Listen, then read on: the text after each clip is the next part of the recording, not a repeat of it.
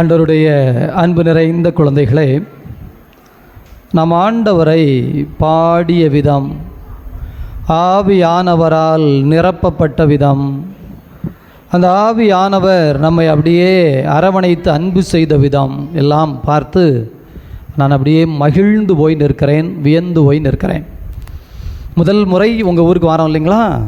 நான் நிறைய சுரண்டையில் பார்த்துருக்கிறேன். ஆனால் இப்போ இந்த இடத்திலே திரு இருதய ஆண்டவருடைய ஆலயத்திலே, இந்த தெற்குப்பட்டி கிராமத்திலே நீங்கள் இவ்வளவு வல்லமையோடும் இவ்வளவு மாட்சியோடும் ஜெபிப்பதால் கடந்த நாட்களிலே ஆண்டவர் உங்களை உயர்த்தி கொண்டே வருகிறார். நம்மோடு வசிக்கிற மற்றவங்களுக்கு இது தெரியும். நான் வரும்போதே சொல்லிட்டு வந்தேன், அப்பா ஒரு பிக்னிக் போகிற மாதிரிலாம் இருக்குது, எங்கேயோ ஒரு தியானம் கொடுக்கறதுக்கு போகிற மாதிரி தெரியல, ஒரு தியானம் செய்கிறதுக்கு போன மாதிரி இருந்தது. வயக்காடு அப்படியே சோள நாற்று கட கட கட கடன்னு காற்றுல ஆடுது, நெல் நாற்றுக்குன்னு போட்டிருக்காங்க, சுற்றி வர இலையிலலாம் மரம், ஆலமரம், அப்படியே ரோட்டுக்கு ரெண்டு பக்கமும் பார்த்திங்கன்னா நெருக்கமாக அப்படியே சொர்க்கலோகத்திற்கு போனால் எப்படி இருக்கும் அப்படிங்கிற மாதிரி வந்து கொண்டே இருக்கிறோம். இங்கே வரும்போதே கேட்டாச்சு, சுற்றி எல்லாம் குழாய் எல்லா பக்கமும் என்ன செய்யுது, மேலே உயரமாக இருக்கு இல்லையா கோபுரம், அதனால் எல்லா பக்கமும் சவுண்டு கேட்குது. அதை நான் சொல்லிக்கொண்டே வந்தேன். ஆகா, நமக்கு மட்டுமல்ல, இந்த செய்தி எல்லோருக்குமான ஒரு செய்தியாகவே இந்த நாளில் ஆண்டவர் ஆசீர்வதிக்கிறார். எல்லோரையுமே, இந்த ஊரில் இருக்கிற எல்லாருக்கும் இந்த மழை, ஒரு ஊரில் 4 பேருக்காக மழை பெய்யுதுன்னு வச்சுக்கோமே, நல்லவங்க 4 பேர் தான் வச்சுக்கோமே, அந்த 4 பேர் வீட்டுக்கு மட்டுமா மழை பெய்யும்? எல்லாருக்கும் தானே கிடைக்கும். அதுபோல் இந்த நாளில் நாம் எல்லோருக்குமாக, எல்லாத்திற்குமாக, அருகில் இருக்கிற துள்ளி இருக்கிற இப்படி எல்லோருக்குமாகலாம் ஜெபிக்க வருகிறோம் என்று வந்தேன். இங்கே வந்து பார்த்த பொழுதுதான் உங்கள் ஆலயமே ஒரு பிரகாசமாக இருக்கிறது. இந்த ஆலயம் இவ்வளவு சுத்தமாக பளிச்சுன்னு இருக்கு. 10 மணிக்கு வர்றோம், 10 மணிக்கு நம்ம ஆரம்பிக்கணும்னு சொல்லியிருந்தோம். கோயில் நிறைய இருந்தீர்கள். நாங்கள் நிறைய ஊருக்கு போகிறோம். நம்ம போய் மைக்கு போட்ட பிறகு தான் இல்லை ஓடியா ஓடியா அப்படின்னு நினைச்சுவாங்க, வருவார்கள். அது அவர்களுடைய ஒரு வழக்கம் அல்லது பழக்கம். ஆனால் உங்களை பார்த்த பொழுது நான் அதையும் சொன்னேன். அதனால தான் பிள்ளைங்க, சின்ன குழந்தைங்களை எல்லாம் பாட்டு பாடினா தொடர்ந்து பாடிக்கிட்டே இருக்கு, விட்டா சாயந்தரம் வரைக்கும் பாடும் போல 3 கொட்டிஸும் மைக்கை பிடிச்சிட்டு அது வாட்டுக்கு என்ன செய்யுது, பாடிக்கொண்டே இருக்கு. பாருங்கள், அப்போ இந்த பாடல், இந்த ஆராதனை, இந்த ஜெபம் உங்களை உயர்த்தி கொண்டிருக்கிறது. ஆண்டவருக்கு நன்றி சொல்லுங்க. இது நான் உங்கள் ஊருக்கு புதுசு, நான் புதுசுங்கிறதுனால மட்டும் சொல்லலை, நம்முடைய செய்தியை சுற்றி இருக்கிற எல்லோரும் கேட்பார்கள், அது எனக்கு தெரிகிறது. ஆகவே உங்களுடைய வளர்ச்சியை பற்றி அவர்கள் பார்த்தால் அவர்களுக்கு நான் சொல்ல விரும்புகிற ஒரே ஒரு செய்தி என்னதான், இந்த மக்களுடைய வளர்ச்சிக்கு காரணம் இந்த ஜெபம். ஆண்டவரை தேடி தேடி பாடி பாடி கைதட்டி கரங்கள் உயர்த்தி இப்போ இங்கே ஜெபிக்கிறீங்கன்னா வீட்லேயும் கண்டிப்பாக என்ன செய்வீங்க, ஜெபிப்பீங்க. ஏன்னா நான் கொண்டு வந்திருக்கிற தலைப்பே இன்றைக்கு ஜெபம் என்பதை பற்றித்தான். எனவே இந்த தலைப்பும் கூட இன்றைக்கி வெளியிலேருந்து கேட்டுக்கிட்டு இருக்காங்களா, அவங்களுக்கும் பயனுள்ளதாக இருக்குமா அப்படின்னா கண்டிப்பாக இருக்கும். அதை மனதில் கொண்டுதான் இந்த நாளை ஆண்டவரில் நாம் ஜெபிக்கிறோம். எனவே பாசத்திற்குரிய அன்பு சகோதர சகோதரிகள் இருக்கிற எல்லா சமயம் சபை அல்லது கடவுளை நம்புகிற நம்பாத, வாழுகிற வாழாத, சுற்றி இருக்கிற எல்லோரையும் மனதில் கொண்டு நாம் இந்த செய்தியை ஆரம்பிக்கிறோம். முதல் செய்தி என்னவென்றால், ஆண்டவருடைய அன்பு குழந்தைகளை நல்லா கவனிச்சுக்கோங்க. நான் தொடக்கத்திலேயே சொன்னேன், வந்த உடனேயே சொன்னேன், குழந்தைகளுக்கும் பெரியவங்களுக்குமான வித்தியாசத்தை நீங்கள் புரிஞ்சுக்கிடணும். குழந்தைகளுக்கும் பெரியவங்களுக்குமான வித்தியாசத்தை. ஏனென்றால் ஆண்டவர் மார்க் நற்செய்தி 10வது அதிகாரம் 13வது வசனம் எடுங்க. மார்க் நற்செய்தி 10வது அதிகாரம் 13லிருந்து 14 வரை உள்ள வசனத்தை வாசிங்க.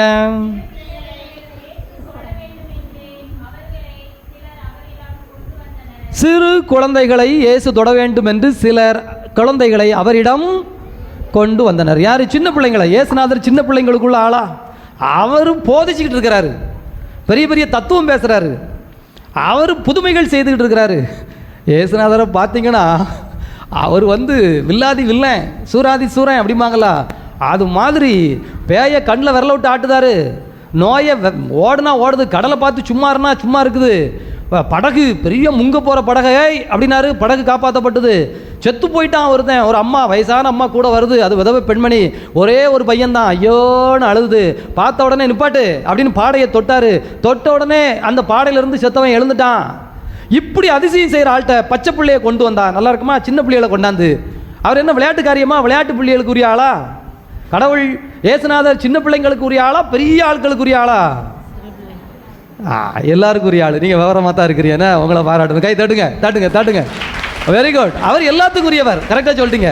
ஆனால் அந்த சீடர்களுக்கு என்ன நினப்புன்னா, இப்போ நான் ஃபாதர் வந்திருக்கேனா, உங்கள்கிட்ட நல்லா உட்கார்ந்து பிரசங்கம் சொல்லி பேசிக்கிட்டு இருக்கேனா, 3 சின்ன பிள்ளைங்க ஓடியாந்து ஃபாதர் ஃபாதர் நான் ஒரு ஜோக் சொல்லட்டுமா அப்படின்னு கேட்கணும்னு வச்சுக்கோங்க. இல்லை ஃபாதர் ஃபாதர் நாங்கள் வந்து விபிஎஸ் வகுப்புலாம் முடிச்சிட்டோமா ஃபாதர், ஒரு பாட்டு பாடியிருக்கோம், உங்கள்கிட்ட பாடி காட்டட்டுமா ஃபாதர் அப்படின்னு என்கிட்ட சொல்லுதுன்னு வச்சுக்கோம். நீங்கள் என்கிட்ட என்னத்தை பற்றி பேசிகிட்டு இருக்கீங்க? ஒரு 20 பேர் சுற்றி நின்று ஃபாதர் இந்த சப்பரம் இந்த வருஷம் செஞ்சுருக்கோமா, இதை எப்படி செய்யணும் தெரியுமா, அல்லது போன வருஷம் கொடிமரம் செஞ்சோமா, அடுத்து என்ன செய்யணும் தெரியுமான்னு நீங்கள் என்கிட்ட சீரியஸாக ஒரு விஷயம் பேசிக்கிட்டு இருக்கீங்க. இதில் 3 பொடுசுகள் ஓடியாந்து அது பார்த்துக்கிட்டே நிற்கலாம். இந்த ஃபாதர் நம்மகிட்ட பேசவே மாட்டேக்கார அப்படின்னு ஓடியாந்து ஃபாதர் ஃபாதருங்குது. நீங்கள் என்ன சொல்லுவீங்க? தூரப்போ. ஒரே வார்த்தை கரெக்டாக சொன்னீங்க. எல்லாம் தூரப்போங்களேன், நாங்கள் என்ன பேசிக்கிட்டு இருக்கோம் ஃபாதர்கிட்ட, நீங்கள் வந்து விபிஎஸ் வகுப்பில் பாட்டு பாணி பிறகு வா, ஃபாதர் எல்லாம் பேசி முடிச்சுட்டு வருவார், அப்புறம் வா, இப்படி அனுப்பி விடுவீங்களா இல்லையா? நம்ம செய்ததான் 2000 வருஷத்துக்கு முன்னாடி சீடர்களும் செய்தார்கள். இயேசுவை குழந்தைகளை இயேசுவிடம் கொண்டு வந்து இயேசுவிட்ட தொட்டு ஆசீர்வதிங்கன்னு கூட்டிட்டு வந்தாங்க. வாசிங்க. சீடரோ அவர்களை அதட்டினர். சீடர்கள் எல்லாம் ஓடு அப்படின்னு அதட்டி விரட்டினார்கள். இயேசு இதை கண்டு கோபம் கொண்டு, பாருங்க, கோபமே வராத இயேசுவுக்கு என்ன வருது? யார் மேல? சீடர்கள். குழந்தைகள் மேலயா சீடர்கள் மேலயா? சீடர்கள் மேல. எனக்கு கோபம் வந்தா உங்க மேல தான் வரும், உங்க பிள்ளைங்க மேல வராது. புரியுதா உங்களுக்கு? ஆனா நமக்கு கோபம் யார் மேல தான் வரும்? பிள்ளைங்க மேல தான் வரும். வீட்டில் யாரை போட்டு மிதின்னு மிதிக்கிறது டெய்லி. 2 அம்மா வந்து சொல்லுது, ஃபாதர் என்ன உங்கள்கிட்ட ஒரு விஷயம் சொல்லணும், கோவப்பட மாட்டீங்களா? நான் எதுக்குமா கோவப்பட வரேன், என் பிள்ளைகளை நேற்று போட்டு அடின்னு அடிச்சிட்டேன். பிள்ளைய ஏமா அடித்தேன்? புருஷன் மேலே கோபம், புருஷனை அடிக்கவா முடியும்? அதனால யாரை அடித்தேன்? பிள்ளைய அடித்தேன். யோசிச்சு பாருங்க, வீடுகளில் இந்த சின்ன பிள்ளைங்களை போட்டு என்ன செய்யறது? அடிக்கிறது, அதட்டுறது, சத்தம் போடுறது, கோவப்படுறது, எரிஞ்சு விழுறது. பிரியமானவர்களே, ஆண்டவர் இயேசு கிறிஸ்து சின்ன பிள்ளைங்க மேலே கோவப்படல, மாறா யார் மேலே கோவப்படுறாரு? பெரியவங்கள்ட்ட. டே நீ பண்ணுறது தப்புடா. அடுத்த வரியை வாசிங்க, நல்ல வரி, மனசில் மனப்பாடமாக வச்சுக்கோங்க. சிறு பிள்ளைகளை என்னிடம் வரவிடுங்கள். ஐயோ எப்படி வசனம் பாருங்க. யாரை ஏண்ட வரவிடு? சிறு பிள்ளை. சத்தமா. சிறு பிள்ளைகளை. சத்தமா. சிறு பிள்ளைகளை. சிறு பிள்ளைகளை என்னிடம் வரவிடுங்கள், ஏனெனில் அவர்களை தடுக்காதீர்கள். ஏனெனில் இறை ஆட்சி இத்தகையர்க்கே உரியது. இறை ஆட்சி, கடவுள் அரசு இருக்குல்ல, கடவுள் இந்த பூமிக்கு வந்தார்னா, கடவுள் வந்து இந்த உலகத்தை ஆட்சி செஞ்சுக்கிட்டு இருந்தாருன்னா, அந்த ஆட்சி யாருக்குரிய ஆட்சி? சிறு குழந்தைகளுக்குரிய ஆட்சியா இருக்கும். கை தட்டிக்கோங்க பிரியமானவர்களே. இந்த அதனால நீங்களும் கடவுளுக்குரிய ஆட்சிக்குள்ள வரணும்னா யாரை போல மாறணும்? நீங்கள் சிறு குழந்தைகளை போல் மாறாவிட்டால் இறை ஆட்சியில் உங்களுக்கு பங்கு இருக்கா இல்லையா? இருக்கா இல்லையா? நான் சொல்லலை, நீங்களே சொல்லிட்டீங்க. உங்களுக்கு யார் சொல்லிக் கொடுத்தா?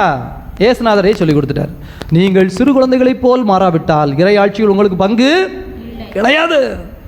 பிரியமானவர்களே, எனவேதான் நான் சொல்லுகிறேன், முதல் செய்தி எங்கிருந்து ஆரம்பிக்கிறோம்னா, குழந்தைகளை போல் நீங்கள் மாற வேண்டும்.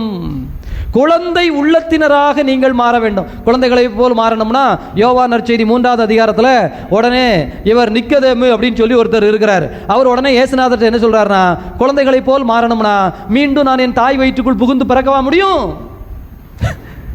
பிரியமானவர்களே, இந்த உடம்பு இல்லை, இந்த உடம்பு சின்னதாக பிறக்கும், பெருசாக வளரும், மூப்பு வரும், மரணம் வரும், மண்ணுக்கு போகும். மண்ணில் போன உடம்பை புழு திங்கும், பூச்சி திங்கும். அந்த புழு பூச்சை வேற யார் சாப்பிடுவா? அங்கே இருக்க வேற ஏதாவது ஒரு உயிர் சாப்பிடும். அப்புறம் அது கீழே விழும், அங்கே புல் முளைக்கும். அங்கே முளைச்ச புல்லில் அல்லது அங்கே முளைச்ச தேங்காவை யார் சாப்பிடுவா? மனுஷன் சாப்பிடுவான். மனுஷனாக வளருவான், திரும்ப அந்த மனுஷன் சாவான். அந்த மனுஷனை மண்ணு திங்கும், மண்ணை மரம் திங்கும், மரத்தை மனுஷன் திம்பான். மனுஷனை திரும்ப யார் சாப்பிடுவா? மண்ணு சாப்பிடு. இது எதுக்கு? இந்த உடம்புக்கு. புரியுதுங்களா? உடம்பு அப்படித்தான் போகும். ஆனால் ஆண்டவர் உடம்பை பற்றியா சொன்னார்?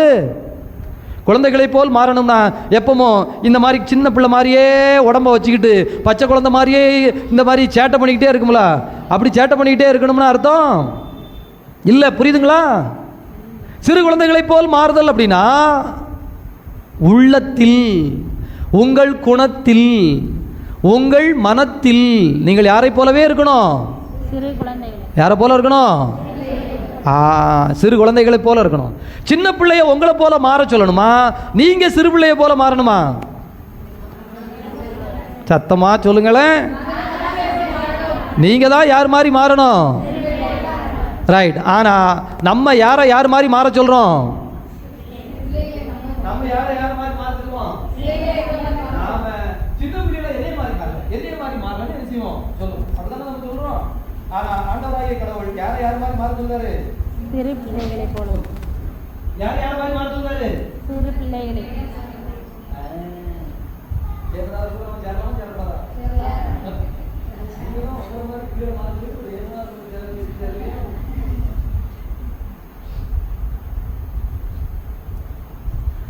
நீங்கள் எல்லாரும் அல்லது நம்ம எல்லாரும் பொதுவாக சின்ன பிள்ளைங்களெல்லாம் பெரிய ஆட்களாக மாற்றுறதுக்கு முயற்சி பண்ணிகிட்டு இருக்கோம். ஆனால் இயேசுநாதர் என்ன சொல்கிறாரு? பெரிய ஆட்களெல்லாம். அப்போ இந்த சிறு குழந்தைகளின் மனம் என்ன? ஒன்று ரெண்டு பார்க்கலாமா? இப்போ ஏற்கனவே நம்ம சொன்னது தான், மீண்டும் ஒரு முறை நினைவுபடுத்தலாம். உங்களுக்காக மட்டுமல்ல, கேட்டுக்கொண்டிருக்கிற எல்லோருக்குமாகவே நம்ம நினைவுபடுத்துவோம். இந்த மார்க் நற்செய்தி 10வது அதிகாரத்தில் 13 வாசித்தீங்கல்ல. இப்போ அதில் முதல் வசனத்திலிருந்து வாசிங்க. வாசிங்க சத்தமா வாசிங்க. இயேசு அங்கிருந்து புறப்பட்டு யூதேயா பகுதிகளுக்கும் யோர்தான் அக்கரை பகுதிக்கும் வந்தார். மீண்டும் மக்கள் அவரிடம் வந்து கூடினர். அவரும் வழக்கம் போல மீண்டும் அவர்களுக்கு கற்பித்தார். Very good. பரிசேயர் அவரை அணுகி, கணவன் தன் மனைவியை விலக்கி விடுவது முறையா என்று கேட்டு, பாத்தீங்களா, எந்த கேள்விக்கு பதில் சொல்றதுக்காக நீ குழந்தைய போல மாறணும்னு சொன்னார்னா, கணவன் மனைவி ஒரு தாய் தந்தையருடைய பிரச்சனை. இன்னைக்கு எல்லா வீட்லயும் புருஷன் பொண்டாட்டி கடையில சண்டை இருக்கா இல்லையா? இருக்கா இல்லையா? ஃபாதர், எங்கள் வீட்டிலலாம் நாங்கள் ஒரு நாளும் சண்டை போட்டதே இல்லை ஃபாதர். நான் 4 மிதி மிதிச்சா கூட என் வீட்டுக்காரர் வாங்கிக்குவார் ஃபாதர். தங்கமான ஆள் ஃபாதர். நான் சொல்லுவேன், யோ நீ சும்மா இருக்கியா, வாயை மூடுதியாண்ணா. என் வீட்டுக்காரர் சத்தமே போட மாட்டார், வாயை முடிக்குவார் ஃபாதர். எங்கள் குடும்பம் ஆசீர்வதிக்கப்பட்ட குடும்பம் ஃபாதர். எங்கள் குடும்பத்தில் சண்டையே வந்தது கிடையாது ஃபாதர் அப்படின்னு யாராவது சொல்லதுக்கு இருக்கீங்களா?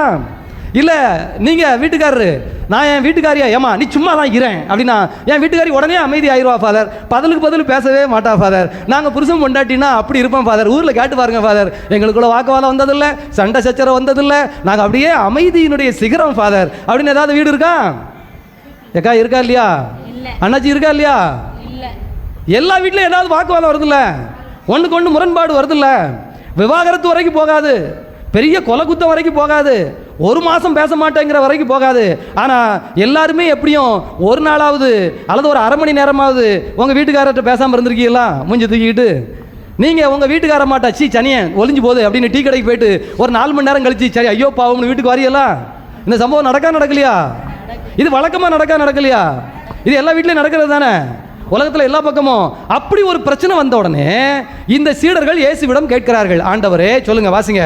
அவர் அவர்களிடம் மறுமொழியாக, மோசே உங்களுக்கு இட்ட கட்டளை என்ன என்று கேட்டார். மோசேன் உங்களுக்கு என்ன கட்டளை கொடுத்திருக்கிறார்? உங்க அப்பா உனக்கு என்னமா சொல்லி தந்தாரு அப்படின்னு உடனே இயேசுநாதர் கேட்கிறாரு. நம்ம உடனே என்ன சொல்றோம்? எங்க அப்பா என்ன சொன்னாருன்னா, ஏமா போ, நீ மட்டும் வாழ்ந்து பாரு, முடியலன்னா வந்துரு, நான் பாத்துக்கிறேன், நீ கவலைப்படாத. எங்கள் அம்மா என்ன தெரியுமா சொல்லிச்சு? போ, நல்லா இரு, அவங்க உன்னை நல்லா இருக்க விட்டா நல்லா இரு, நல்லா இருக்க விடலைண்ணா 4 மீதி மிதிச்சிட்டு நீ வாட்டுக்கு வா, நான் பார்த்துக்கிறேன், ஏன் கவலைப்படுத? இப்படி சொல்லி தானே அனுப்புனாங்க. இன்னைக்கு நிறைய வீட்டில் அப்படி சொல்லி அனுப்புகிறாங்க. நீங்கள் சொல்லலைன்னா உங்களுக்கு 100 மார்க்கு, சத்தம் போடாமல் வச்சுக்கோங்க, சாமியார் கொடுத்தாருன்னு. பிள்ளைய வளர்க்கும் போதே சொல்லி தான் வளர்க்காங்க. என்ன சொல்லி வளர்க்காங்க? அல்லது வளர்ந்த பிறகு என்ன சொல்லி வளர்க்காங்க? அல்லது கல்யாணம் முடிக்கும் போது என்ன சொல்லி கல்யாணம் முடிச்சு அனுப்புகிறாங்க? பார்ப்போம், வீடு தானே வந்திருக்கு, பேசி பார்ப்போம். கல்யாணம் தானே முடிஞ்சிருக்கு, வாழ்ந்து பார்ப்போம். குழந்தை தானே பிறந்திருக்கு, போய் பார்ப்போம். முடிஞ்சா வாழ்வோம், முடியலன்னா வந்துடுவோம். அதே தான் பையனும் சொல்லலாம். ஃபாதர், இதில் என்ன ஃபாதர், முடிஞ்சா பார்க்க போகிறோம், இல்லைனா மனுஷங்களுக்கு புத்தி எப்படி போயிடுச்சு பார்த்தீங்களா? ஆனால் இதைத்தான் மோய்சன் என்ன சொன்னார்னு கேட்குறாரு. மோய்சன் என்ன சொன்னார்? அவர்கள் மோசே மனவிலக்கு சான்றிதழ் எழுதி, மோய்சன் என்ன சொன்னார்னா, ஏப்பா விவாகரத்து பத்திரம் எழுதி முடிச்சுக்கப்பான்னு சொல்லியிருக்காரு. அவன் சண்டை வந்ததுன்னா என்ன செஞ்சுக்கலாம்? கழுதைய போன்னு சொல்லிடலாம், வேண்டாம் போன்னு சொல்லிடலாம், அவ்வளவுதான் முடிச்சுக்கலாம் அப்படின்னு மோய்சன் கொடுத்துட்டாரு. அதனால தான் நாங்கள் மனவிலக்குன்னு வச்சிருக்கோம், அதனால தான் புருஷன் பொண்டாட்டி சண்டைன்னு வச்சிருக்கோம், அதனால தான் 2 நாள் பேசாமல் மூஞ்சி தூக்கிக்கிட்டே அலைவோம், அதனால தான் சில நாளைக்கு நான் என்ன செய்ய மாட்டேன், என் புருஷன் கூட பேச மாட்டேன், என் பொண்டாட்டி கூட பேச மாட்டேன், இப்படிலாம் நாங்கள் அதுக்கு தான் வச்சிருக்கோம். ஏன்னா இதுக்காக எங்க வீட்டில் யாராவது வந்து என்னை அடிக்க போறாங்களா? ஏல ஏமல பொண்டாட்டி கூட 2 நாளா பேசலன்னு எந்த அப்பாவாவது வந்து உங்கள்கிட்ட கேட்க போறாங்களா? அல்லது எந்த அம்மாவாவது வந்து உங்கள்கிட்ட பொட்ட பிள்ளைகிட்ட, என் அம்மா உன் வீட்டுக்காரனை போட்டு இப்படி பாடாப்படுத்த, நீ தான் கொஞ்சம் அட்ஜஸ்ட் பண்ணி போமா அப்படின்னு எந்த அம்மாவது வந்து உங்கள்கிட்ட சொல்ல முடியுமா? சொன்னா அந்த அம்மாவை நீங்க சும்மா விடுவீங்களா? சும்மா விடுவீங்களா? உனக்கு தெரியுமா, உனக்கு தெரியுமா இங்கே என்ன நடக்குன்னு, நான் என்ன படாத பாடுபடுறேன் அப்படின்னு நம்ம சண்டை போட போகிறோமா இல்லையா? நம்மளை பற்றி தெரிஞ்ச ஆள் தான் ஏசுநாதர்னா, மொய்சரும் தெரிஞ்ச ஆள் தான். அதனால தான் விவாகரத்து பண்ணிக்க, அல்லது சத்த போட்டுக்க, அல்லது அமைதியாக இருந்துக்க, இல்லை நீ உன் வேலையை பார்த்துக்கன்னு இப்படி பிரிஞ்சு உட்கார்ந்துக்க, அல்லது மூஞ்சை தூக்கிட்டு அங்கிட்டு இங்கிட்டு உட்கார்ந்துக்கன்னு ஒரு சட்டத்தை கொடுத்தாரு அப்படின்னு சொல்றாரு. ஏசுநாதர் என்ன சொல்றாரு அதுக்கு? அதற்கு இயேசு அவர்களிடம் உங்கள் கடின உள்ளத்தின், நல்லா கவனிங்க, எதை பொறுத்து?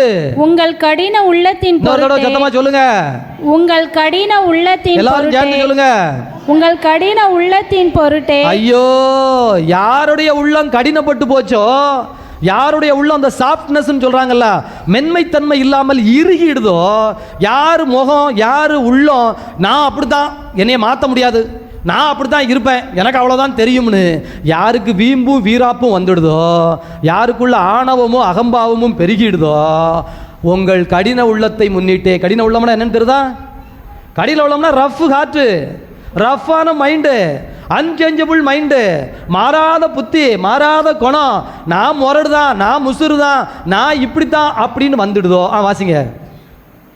உங்கள் கடின உள்ளத்தின் பொருட்டு, உங்கள் கடின உள்ளத்தின் பொருட்டு அவர் இக்கட்டளையை, அவர் சண்டையை போட்டுங்க அப்படின்னு கட்டளையை கொடுத்தார். படைப்பின் தொடக்கத்திலேயே கடவுள் ஆணும் பெண்ணுமாக அவர்களை படைத்தார். இதனால் கணவன் தன் தாய் தந்தையை விட்டு தன் மனைவியோடு ஒன்றித்திருப்பான். எப்படி?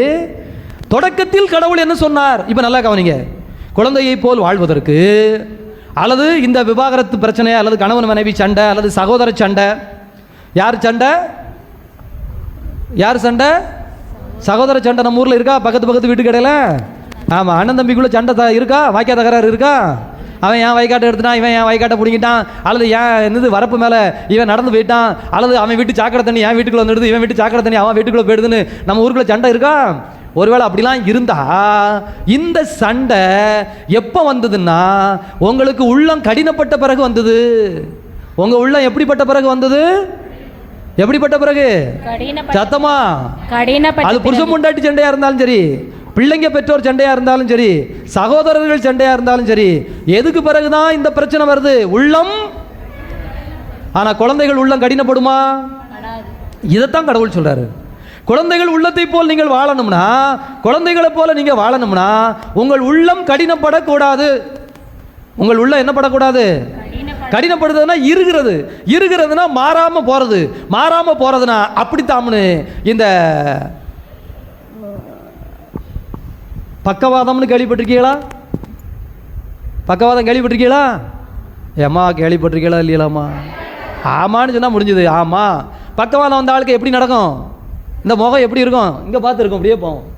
பகவான் வந்த ஆளை பார்த்துருக்கீங்களா? இப்படியே ஒரு களத்து பக்கம் சுருக்கமாக வச்சுக்கிட்டே என்ன செய்யும்? போகும். இங்கேருந்து ஆள் கூப்பிட்டாலும் இங்கேருந்தே தான் என்ன செய்யும்? யாரெல்லாம் இப்படி மூஞ்சை தூக்கிக்கிட்டே போகிறீங்களோ அவங்களுக்கெல்லாம் என்ன வாதம்? புத்தியில் பக்கவாதம். அங்கே வார ஆள் எனக்கு பிடிக்கலன்னு உடனே இந்த கழுத்து இப்படி விருட்டுன்னு சுளுக்கிக்கிடுது, இந்த பக்கம் போயிடுதுண்ணா, என்ன வாதம் வந்துடுது? முடிஞ்சுதா? பக்கவாதம், புத்தியில் பக்கவாதம் வந்துடுதுன்னு அர்த்தம். அதே மாதிரி இந்த திமிர்வாதம்னா என்னென்னு கேள்விப்பட்டிருக்கீங்களா? திமிர்வாதம், அந்த ஆள் திமிர்வாதம், அந்த ஆள் நடக்கும்போது பார்த்தீங்கன்னா இப்படி இப்படி கெந்தி இப்படி உடம்ப வெறப்பாக வச்சுக்கிட்டு என்ன செய்வாங்க? இந்த கடப்பாறையை ஒழுங்குனா எப்படி நடப்பாங்க? அப்படி நடப்பாங்க. அதுக்கு பேர் தான் என்ன வாதம்?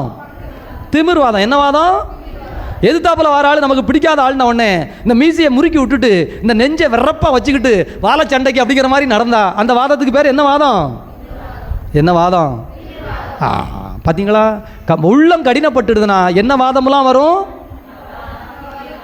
அது உடம்புல வராது. எங்க வரும்? முதல்ல புத்தியில வரும். எங்க வரும்? புத்தியில, மனசுல வந்த வாதம் வர ஆரம்பிச்சிடுதுன்னா அதுக்கு பிறகு அவர்கள் குழந்தையா இல்லை, யாரா மாறிட்டாங்கன்னு அர்த்தம். கடின உள்ளமா பெரிய ஆட்கள் ஆயிட்டாங்க, கடின உள்ளத்தோடு மாறிட்டாங்கன்னு அர்த்தம். இப்போ தொடர்ந்து வாசிங்க. இருவரும் ஒரே உடலாய் இருப்பர், இனி அவர்கள் இருவர் அல்ல, ஒரே உடல். எனவே கடவுள் இணைத்ததை மனிதர் பிரிக்காதிருக்கட்டும் என்றார். பின்னர் வீட்டில் இதை பற்றி மீண்டும் சீடர் அவரை கேட்டனர். சீடர்கள் கேட்டாங்க. அதுக்கு இயேசுநாதர் ஒரு விளக்கம் சொன்னாரு. அதுக்கு பிறகுதான் எந்த பகுதி வருது? சிறு குழந்தைகளை தொட வேண்டும் என்று இயேசுவிடம் கொண்டு வந்தார்கள். ஆண்டவருடைய அன்பு குழந்தைகளே, அப்போ என்ன பிரச்சனையை பேசும்போது இயேசுநாதர் என்ன விளக்கம் சொல்றாருன்னு புரியுதுங்களா? உங்கள் குடும்பத்தில், உங்கள் உறவுகளுக்குள், உங்கள் சகோதர சகோதரிகளுக்குள், உங்கள் அண்ணன் தம்பிக்குள், உங்களுடைய அக்கா தங்கைக்குள், உங்களுடைய பக்கத்து வீட்டுக்காரர்களுக்குள் சண்டை சச்சரவுகள் இல்லாமல் இருப்பதற்கு, உறவோடு வாழ்வதற்கு, அன்போடு வாழ்வதற்கு, பாசத்தோடு வாழ்வதற்கு நீங்கள் தயாராகி விட்டீர்கள் என்றால் யாருடைய ஆட்சி உங்களுக்கு சொந்தம்னு இயேசுநாதர் சொல்றாரு? இறை ஆட்சி. யாருடைய ஆட்சி? கடவுள் ஆட்சி உங்க வீட்டுக்கு வந்துடும். உங்க வீடு சொர்க்கம் மாறி மாறிடும். உங்க தெரு சொர்க்கம் மாறி மாறிடும்.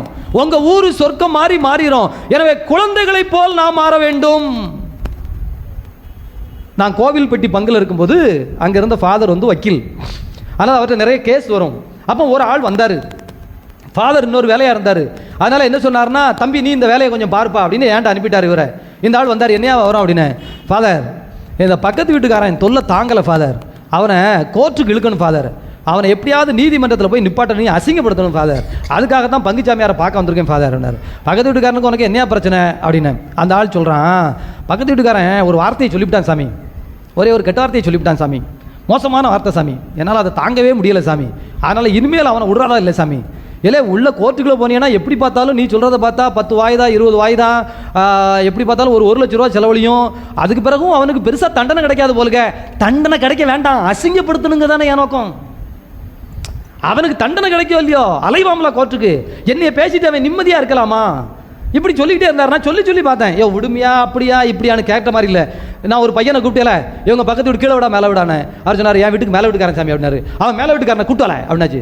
போகிறான், போயிட்டு கூப்பிட போயிட்டான். நான் இந்த ஆள்கிட்ட பேசி பார்க்கேன், விட்டவே மாட்டேன், 1 லட்ச ரூபா இருக்குது சாமி ஏன்டா. சரிதானா, மாடு விற்றேன், காசு 1 லட்சம் இருக்குது, இந்த 1 லட்சத்தை எதுக்கு தான் செலவழிக்க போகிறேன்? எதுக்கு செலவழிக்க போகிறேன்?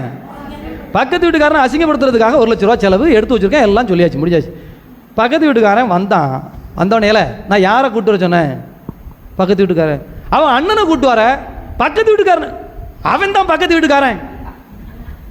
அடாடா, நீங்கள் அது பிறகு தான் எனக்கு மண்டையில் தட்டுச்சு. ஆமாம், நம்ம ஊரில் பக்கத்து வீட்டுக்காரன் யார் தான்? பங்காளி தானே, அண்ணன் தம்பியாக இருந்தால் தானே ஒரே சொத்தை 2 பேரும் பிரிச்சிருவான்.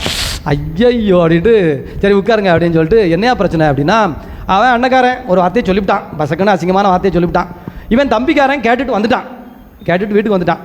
வீட்டுக்கு வந்த பிறகு டீ கடையில் 2 பேர் பேசியிருக்கான். இல்லை நீலாம் ஆம்பளையால, அவன் ஒன்றுக்கு இல்லாத பைய, சும்மா கிடக்க நாய் உன்னை பார்த்து பேசியிருக்கான், நீ இன்னும் உயிரோடு இருக்கியன்னு டீ கடையில் பேசியிருக்காங்க. பேசின உடனே இவனுக்கு பொறுக்கலை, வீட்டுக்கு போயிருக்கான். அவன் பொண்டாட்டி கேட்டிருக்கா, யோ உடனே அவன் இப்படி திட்டாம, அது திட்டின பிறகு நீ சும்மாயா கேட்டு வந்த, அவனை 4 மீதி மிதிச்சிருக்க வேண்டாம், என்ன வந்தாலும் நம்ம பார்த்துக்கலாம், நமக்கு மானம் முக்கியம், நமக்கு மரியாதை முக்கியம், நமக்கு கௌரவம் முக்கியம், நம்ம ஒண்ணுமில்லா கலையாவா கிடக்கும், எங்க வீடு எப்படிப்பட்ட வீடு, எங்க அப்பா எப்படிப்பட்ட குடும்பத்தை சார்ந்தவன், இவன் வேற பொசன உடனே இந்த ஆள் என்ன செஞ்சுட்டான், 1 லட்ச ரூபாயும் கொண்டுக்கிட்டு பங்குச்சாமியை பார்க்க வந்துட்டான். இப்போ நான் கவுன்சிலிங் வேற படிச்சிருக்கேன்னா, இப்போ நம்ம வேலையை நம்ம காட்டணும்ல. உட்கார்ந்துட்டு நீங்கள் சொல்கிறதெல்லாம் சரிதான், உங்கள் கோபம் நியாயமான கோபம் தான், அவர் பேசிட்டாரு, அவர் என்னையா அப்படின்னா, சாமி இவன் காலையில் சும்மா போய் இப்படி தான் சொல்லிட்டடமா, நான் என்ன சாமி சொல்லிய, ஒரு பிரச்சனை இவன் சொல்லிவிட்டான், நான் பதில் சொல்லிவிட்டேன், இது ஒரு பெரிய விஷயமா சாமி, கழுதைய வேண்டாம் மன்னிக்கலாம் முடியாது, அது எப்படி மன்னிக்க முடியும்? ஊருக்கே அசிங்கமாயிடுது. நான் ஊரில் எல்லாம் என்னைய கேவலப்படுத்தி பேசுகிறான், செஞ்சுட்டு இவன் மன்னிப்பேவா, நான் மன்னிச்சுட்டு இருப்பேன் சாமி, முடியாது சாமி அப்படின்னாச்சு. பிறகு நான் மெதுவாக கேட்டுட்டு, உங்களுக்குள் இதற்கு முன்னாடி சண்டையே வந்தது இல்லையா அப்படின்னு. சாமி வந்ததே இல்லை சாமி, கடந்த 10 வருஷமாச்சு சாமி, என்னன்னா என்ன, நல்லா இருக்கியானா நல்லா இருக்க, இப்படி வச்சுக்குவோம், சண்டை வந்ததே கிடையாது சாமி. நான் என்ன கேட்டேன் சொல்லுங்க, இதுக்கு முன்னாடி உங்களுக்கு சண்டையே வந்தது இல்லையானே, 10 வருஷமா சண்டையே வந்தது இல்லையானே கேட்டேன். இதுக்கு முன்னாடினா சாமி, நீ 10 வருஷத்துக்கு முன்னாடி தான் அந்த பூமிக்கு பிறந்து வந்தியோ அப்படின்னா சாமி, நீ சின்ன நொல்லையா இருந்தியா இல்லையா? இருந்தேன் சாமி. அப்போ உங்களுக்குள்ள சண்டை வந்தா அது டெய்லி அடிச்சுக்குவோம், ஒருத்தனுக்கு ஒருத்தன் அல்லுக்கு நிற்போம். ஒரு தடவைலாம் பார்த்தீங்கன்னா அவன் அடித்து என் சட்டை கிழிஞ்சிடுது, எங்கள் அம்மா வந்தால் எங்களை போட்டு அடிக்கும்னு நாங்கள் சட்டையை கொண்டு போய் காட்டுக்கு வெளியில் போட்டுட்டு அந்த சட்டை கடைசியில் தொலைஞ்சே போச்சுமா, துவைக்க போன இடத்துல காய போட்ட இடத்துலலாம் சொல்லி சமாளிச்சிருக்கோம். பிறகு ரத்த கோரெல்லாம் வரும், நாங்கள் முகத்தை கழுவிட்டு சமாளிச்சுக்குவோம். மறுநாள் ஸ்கூலுக்கு எப்படி போவீங்க? அவன் தான் சைக்கிளில் உட்காந்துமா, நான் மிதிச்சுக்கிட்டு தான் போவேன். அப்புறம் அப்படி தானே போனோம், ஒரு சைக்கிள் தான், 2 பேரும் ஒரே ஸ்கூலுக்கு தானே போனோம். முதல் நாள் எப்படி சண்டை போட்டீங்க? அடிதடி சண்டை போட்டு, ரத்த கோரை வர்ற அளவுக்கு சண்டை போட்டு, சட்டை கிளிகிற அளவுக்கு சண்டை போட்டு, மறுநாள் காலையில் எப்படி போனீங்க ஸ்கூலுக்கு? ஒன்னாத்தானில் போனீங்க சாமி. அது அறியாத வயசு, இது அறிஞ்ச வயசு. நான் சொன்னேன் மண்ணு, அதுதான் அறிஞ்ச வயசு, உண்மை அறிஞ்ச வயசு, அதுதான் ஞானம் அறிஞ்ச வயசு, அதுதான் புத்தி தெளிஞ்ச வயசு, அதுதான் ஆசீர்வாதம் கிடைச்ச வயசு. இப்போ நீ சாத்தாம் பிள்ளை ஆயிட்ட, இப்பத்தான் நீ அறியாமையில் இருக்க. நம்ம சொல்றோம்ல அதுதான் அறியாத வயசுன்னு, இந்த பச்சை பிள்ளைகளை பார்த்து அதுதான் அறிஞ்ச புத்தி அறிஞ்ச வயசு. அறியாத புத்தி அறியாத வயசு யாருக்கு? நான் சொன்னது உண்மையா பொய்யா? இன்னொரு தடவை சத்தமாக சொல்லுங்க, உண்மையா பொய்யா? நம்ம சின்ன பிள்ளையா இருக்கும்போது தான் புத்தியோடு இருந்தோம். இப்போ புத்தியை தொலைச்சிட்டோம், இப்போ புத்தியை கடன் கொடுத்துட்டோம், அல்லது இப்போ மனசை அழுக்காக்கிட்டோம். இந்த கண்ணாடி கழுவி போட்டால் நல்லா கண்ணு தெரியும், கழுவாமல் போட்டால் கண்ணு தெரியுமா? அழுக்கு சேர்ந்து சேர்ந்து புத்தியிலையும் மனசுலையும் அழுக்கு சேர்ந்து சேர்ந்து அப்படியே சகதி காடாக இருக்குது. எதுக்கு நிற்கிறது? உலகத்தில் யார் என்னன்னு தெரியல, அதனால நம்ம சோர்ந்து போய் கிடக்கிறோம். அதனால தான் ஆண்டவர் சொன்னார், இங்கே பாரு, சின்ன பிள்ளைய பாரு, அந்த சிறு குழந்தையினுடைய புத்தியை நீ வாங்கிக்க, சிறு குழந்தையினுடைய மனசை நீ வாங்கிக்க, சிறு பிள்ளையை போல நீ மாறிக்க. அப்பத்தான் உனக்கு மோட்சத்தில் இடம் கிடைக்கும், அப்பத்தான் உன் வீடு சொர்க்கமாக மாறும். அப்படியே ஒரு நிமிஷம் கண்ணை முடிக்கோங்க. நாம் இப்போ பாட்டு பாட இருக்கிறோம். ஒரு கண்ணை மூடிக்கோங்க, கண்ணை முடிக்கோங்க. கண்ணை மூடி ஒரு ஜபத்துக்கு பிறகு பாடல், ஒரு சின்ன ஜபம் சொல்லுங்க. கண்ணை மூடுங்க, உட்கார்ந்துக்கோங்க, கண்ணை மூடிக்கோங்க. அதாவது செய்தி கேட்கறதெல்லாம் பெருசு இல்லை, இந்த செய்தி உங்களுக்குள்ளே போகுதா? இப்போ ஆண்டவர் உங்களுக்கு முதல் கட்டமாக இன்றைக்கு தியானத்தில் ஒரு வாக்கு கொடுத்துருக்கிறார். என்ன வாக்கு கொடுத்துருக்கிறார்? நீங்கள் குழந்தைகளைப் போல, நீங்கள் குழந்தைகளைப் போல குழந்தையின் உள்ளத்தை பெற வேண்டும். யாருடைய உள்ளத்தை பெற வேண்டும்? குழந்தைகளின் உள்ளம் அழுக்கு இல்லாதது. சொல்லுங்க, குழந்தைகளின் உள்ளம் அழுக்கு இல்லாதது, குழந்தைகளின் உள்ளம் எளிமையானது, குழந்தைகளின் உள்ளம் உற்சாகமானது, குழந்தைகளில் உள்ளம் தவறை மறந்துவிடும், குழந்தைகளில் உள்ளம் வஞ்சகம் கொள்ளாது, குழந்தைகளில் உள்ளம் எப்போதும் மன்னிக்கும், குழந்தைகளில் உள்ளம் பிறரை தேடி போய் அன்பு செய்யும், குழந்தைகளின் உள்ளம் முதலில் தானே பேசும். இப்போ அப்படிப்பட்ட ஒரு உள்ளத்துக்காக நம்ம ஆண்டவர்கிட்ட ஜெபிக்கணும். ஆண்டவர் உங்களுக்கு அந்த ஆற்றலை தரணும். எழுந்து நின்று பாடல் பாடுவோம், கைகள் தட்டி. எல்லாம் எந்திரிச்சு நில்லுங்க, எல்லோரும் இணைந்து நின்று பாடல் பாடி ஏதோ நற்கருணை ஆசிரியருக்கு கலந்து போக இருக்கிறோம்.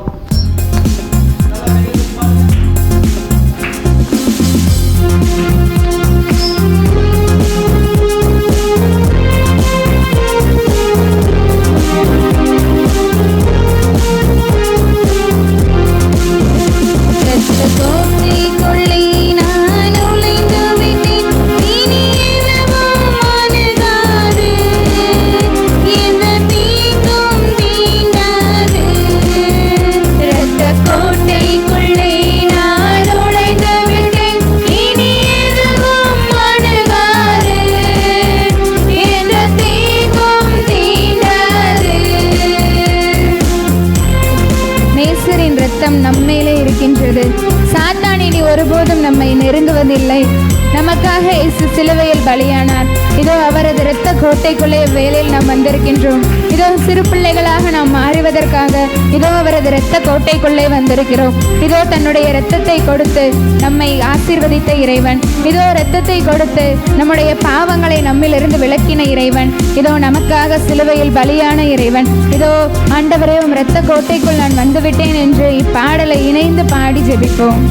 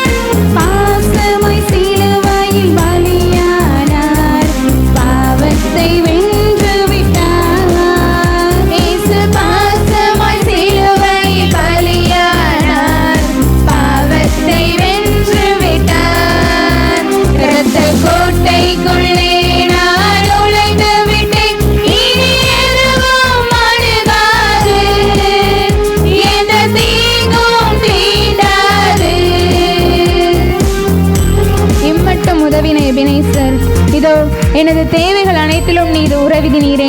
இதோ ஆண்டவரே, உதவின எபினேசர். இனியும் நீர் எனக்கு உதவும் ஆண்டவரே. இதோ உலகில் இருக்கும் அனைத்து பிரச்சனைகளையும் விட நம்மில் இருக்கின்ற ஆண்டவர் பெரியவர்.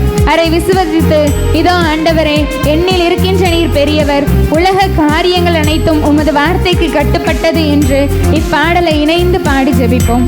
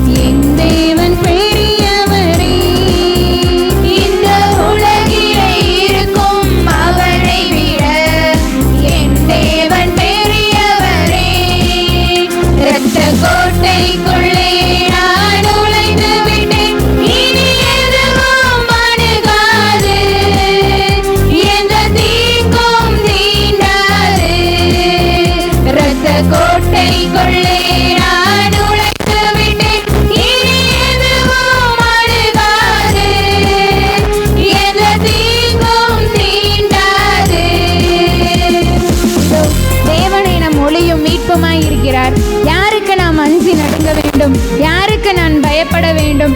எனது வாழ்வின் அனைத்து காரியங்களிலும் என் தேவனே என் பலன். நான் யாருக்கும் பயப்பட மாட்டேன், எதற்கும் பயப்பட மாட்டேன் என்று இறைவனை நமது ஒளியாக மீட்பாக கொண்டிருக்கின்ற நமக்கு இனி வாழ்க்கையில் வெற்றி என்ற உறுதியோடு இப்பாடலை இணைந்து பாடி ஜெபிப்போம்.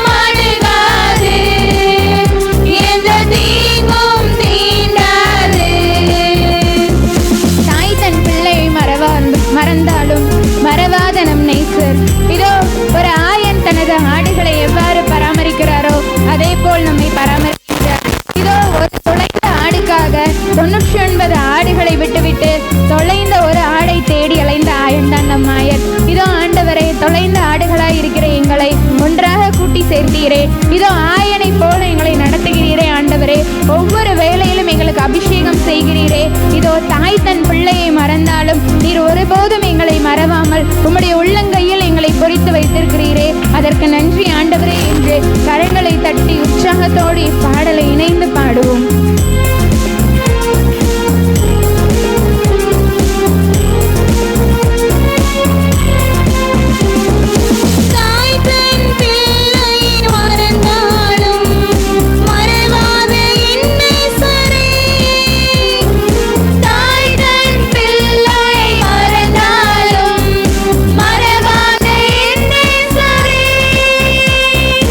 ஆயனை போல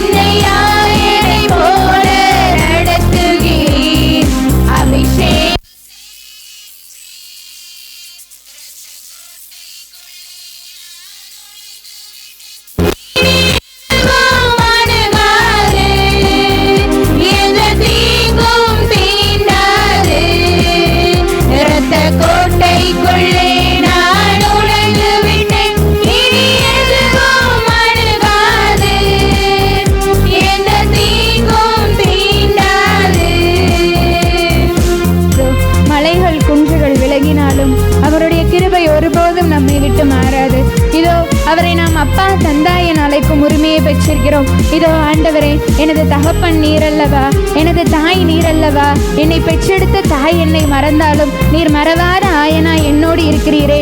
இதோ உம்முடைய அநாதி சிநேகத்தால் எனக்காக உயிரை கொடுத்தீரே. இதோ ஆண்டவரே, நான் உம்மிடம் வந்திருக்கின்றேன் ஆண்டவரே. இதோ யாக்கோபை போல நான் உம்மை நேசிக்கவில்லை ஆண்டவரே.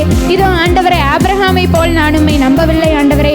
இதோ நானாக வந்திருக்கிறேன். இதோ என்னை இருகரம் நீட்டி அழைக்கின்ற தேவனாய் நீர் இருக்கின்றீரே. உம்முடைய மாறாத கிருபையை எனக்கு வேலையில் நீர் தந்து கொண்டிருக்கிறீரே. இதோ என்னை நீர் ஆசீர்வதிக்கிறீரே. யாக்கோபு என்னை ஆசீர்வதித்தால் ஒளிய உம்மை போகவிட மாட்டேன் என்றான். இதோ அவனை ஆசீர்வதித்த பெரிய ஜாதியாக்கினீரே. இதோ ஆண்டவரே, அதற்கு நான் தகுதி இல்லாதவன். இதோ ஆண்டவரே, அதற்கு என் பாவங்கள் தலையாக இருந்தது. இதோ இந்த வேளையில், இந்த நற்செய்தி கூட்டத்தின் வேளையில் எங்களை நீரே அணைத்து கொண்டீரே. இதோ உம்முடைய சிநேகத்தை அளவுக்கு அதிகமாக எங்களுக்கு தந்தீரே. இதோ இவ்வேளையில் நீர் எங்களை அழைத்து வந்த காரியத்தை வெற்றிகரமாக முடித்து கொண்டிருக்கிறீரே. அதற்காக நன்றி ஆண்டவரே. இதோ நண்பனுக்காக உயிரை தருவதை விட சிறந்த அன்பு வேறு எதிலும் இல்லை என்றீரே. இதோ எங்களுக்காக அதை நீ நிகழ்த்தி காட்டினீரே. இதோ கல்வாரி மலையில் அநாதி சிநேகத்தால் இதோ நான் தாகமாயிருக்கிறேன். இதோ என் பிள்ளைக்காக, இதோ என் மகனுக்காக இதோ நான் தாகமாயிருக்கின்றேன். அவன் என்னிடம் வரமாட்டானா? தன்னுடைய குறைகளை என்னிடம் தெரிவிக்க மாட்டானா? அவனுடைய பாவங்களை என்னிடம் அறிக்கையிட மாட்டானா என்று இதோ எங்களுக்காக கல்வாரி மலையில் இதோ ஆண்டவரை தொங்கிக் கொண்டிருந்தீரே. இதோ இரத்தமும் சதையுமாக வழிந்ததே. இதோ அந்த ஆண்டவரை இப்பொழுது நம் கண் முன்பாக கொண்டு வருவோம். இதோ ஆண்டவரை, எங்களுக்காக கடைசி சொட்டு இரத்தத்தையும் கொடுத்தீரே. யார் ஆண்டவரை இதெல்லாம் எங்களுக்காக செய்வார்? இதோ பெற்றெடுத்த பிள்ளைக்காக தாய் தந்தையர் கூட செய்ய முடியாத காரியத்தை நீர் எங்களுக்காக செய்தீரே. இதோ ஆண்டவரே, உம்முடைய சிநேகம் பெரியது, உம்முடைய அன்பு பெரியது என்று தொடர்ந்து இப்பாடலை இணைந்து பாடி ஜெபிப்போம்.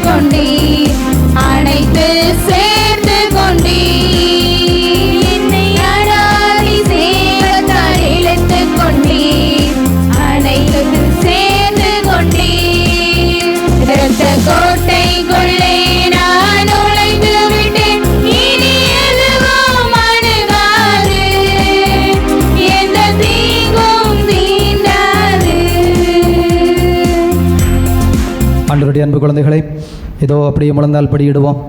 ரொம்ப அருமையான ஒரு காரியத்தை ஆண்டவர் செய்திருக்கிறார். இப்போது நற்கருணை நாதருடைய பிரசன்னத்துக்குள் போக இருக்கிறோம். நல்லா கவனிச்சுக்கோங்க. ஏறக்குறைய ஒரு 1.5 மணி நேரம் ஆண்டவர் உங்களை என்ன செஞ்சுருக்கிறாரு? அப்படியே முழுசும், அதாவது ஒரு நிலத்தை பண்படுத்துவாங்க இல்லைங்களா, மழை பொழிய வச்சு. இப்போ வயக்காடு உங்களுக்கு விவசாயம் தெரியும். இந்த மழையை பொழிய வச்சு அந்த தண்ணியை கொண்டு போய் அந்த அந்த அந்த மண்ணை அப்படியே சாஃப்ட் பண்ணிடுவாங்க. அந்த மண் அப்படியே நல்லா குளுமையாக சாப்பிட்டான உடனே விதையை உள்ளே வைக்கணும். அதுதான் விதை முளைக்கிறதுக்கான ஒரே வழி.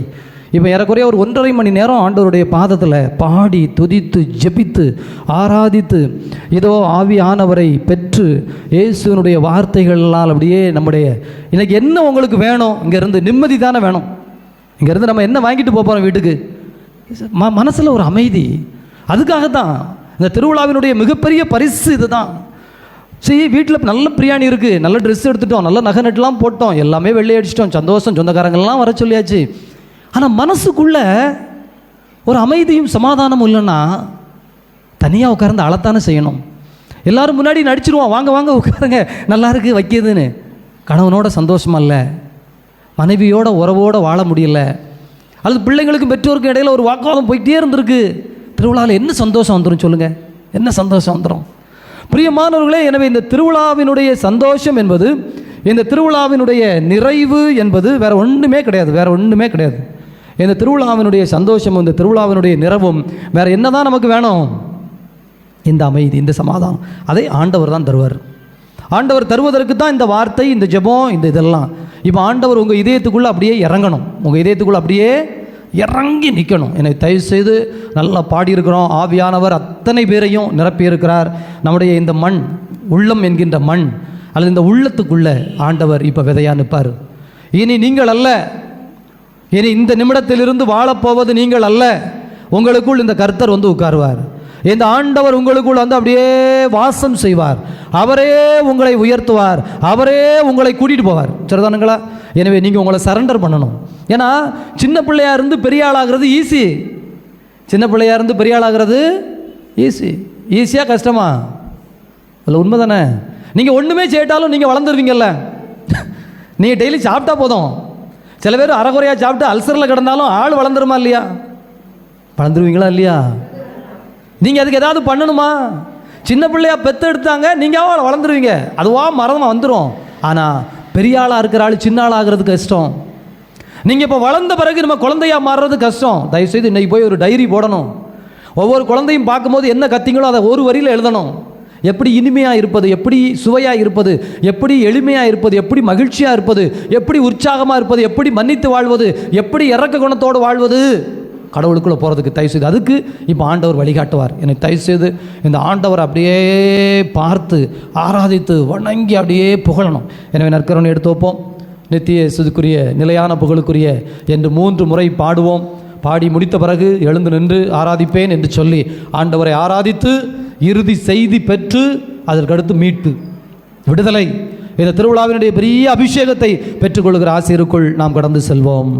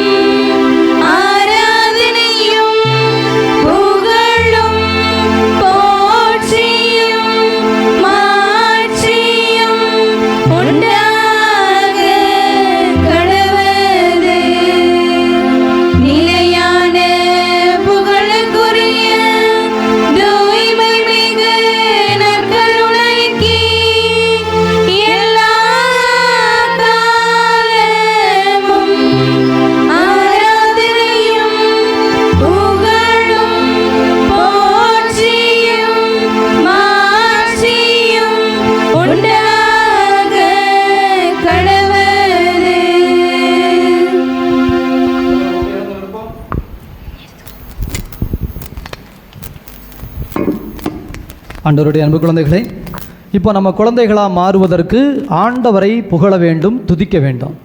குறிப்பாக ஆவியானவரால் நிரப்பப்பட்டோம்.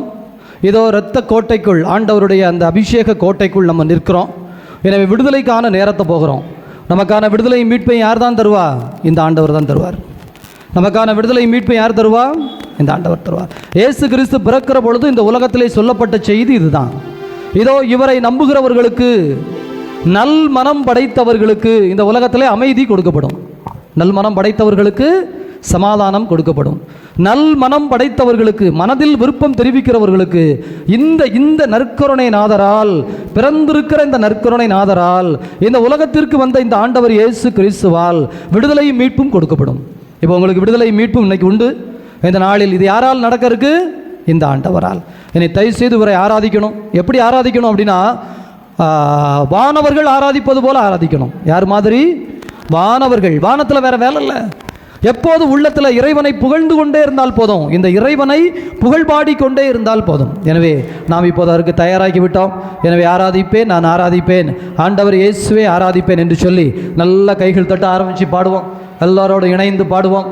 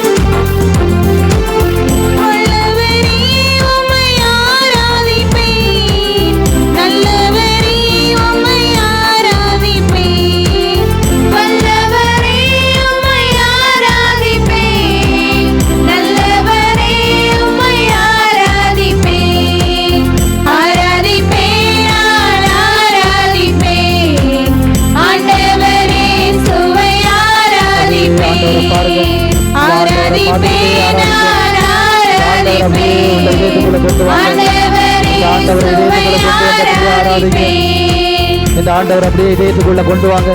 இந்த ஆண்டவரை இதயத்துக்குள்ள கொண்டு வந்து கண்ணை மூடிக்கோங்க. கண்களை மூடி இந்த இதயத்துக்குள்ள ஆண்டவரை வச்சுக்கோங்க. அவர் அப்படியே புகழ்ந்து ஆராதிச்சுட்டே வாங்க. இயேசுவே, இந்த தகப்பனே, நான் உம்மை ஆராதிக்கிறேன். என் அன்பு தெய்வமே, எத்தனை வயதானாலும் நான் உமக்கு குழந்தை அல்லவா, நான் உம்மை ஆராதிக்கிறேன். ஏதோ பரிசுத்த உள்ளம், குழந்தைக்குரிய ஒரு பரிசுத்த உள்ளத்தை எனக்கு தாரும். அந்த பரிசுத்த உள்ளத்தோடு நான் வாழ ஆசைப்படுகிறேன். என் கணவனை, என் மனைவியை நேசிக்க, என் குழந்தைகளை அவர்கள் தவறுகளை பொறுத்து கொள்ள, என் சகோதரர்களுடைய அறியாமையை பொறுத்து கொள்ள, ஏதோ இந்த உலகத்தில் நடக்கிற இந்த தவறுகளை மன்னிக்க, ஏதோ நான் பலகீனனாய் இருக்கிறேன், என்னையே ஏற்றுக்கொள்ள, அபரிதமான அன்பினால் பொங்கி எழும்ப, நம்பிக்கையான உள்ளத்தோடு வாழ ஒரு பரிசுத்தமான உள்ளம், ஒரு குழந்தைக்குரிய அந்த தூய்மையான எளிய உள்ளம் ஆண்டவரே எனக்கு தார. அந்த உள்ளத்தோடு நான் ஆராதிக்க ஆசைப்படுகிறேன். ஒரு குழந்தையை போல துள்ளி குதித்து உம்மை ஆராதிக்க ஆசைப்படுகிறேன் என்று நாம் இந்த நேரத்தில் அப்படியே பாடுவோம்.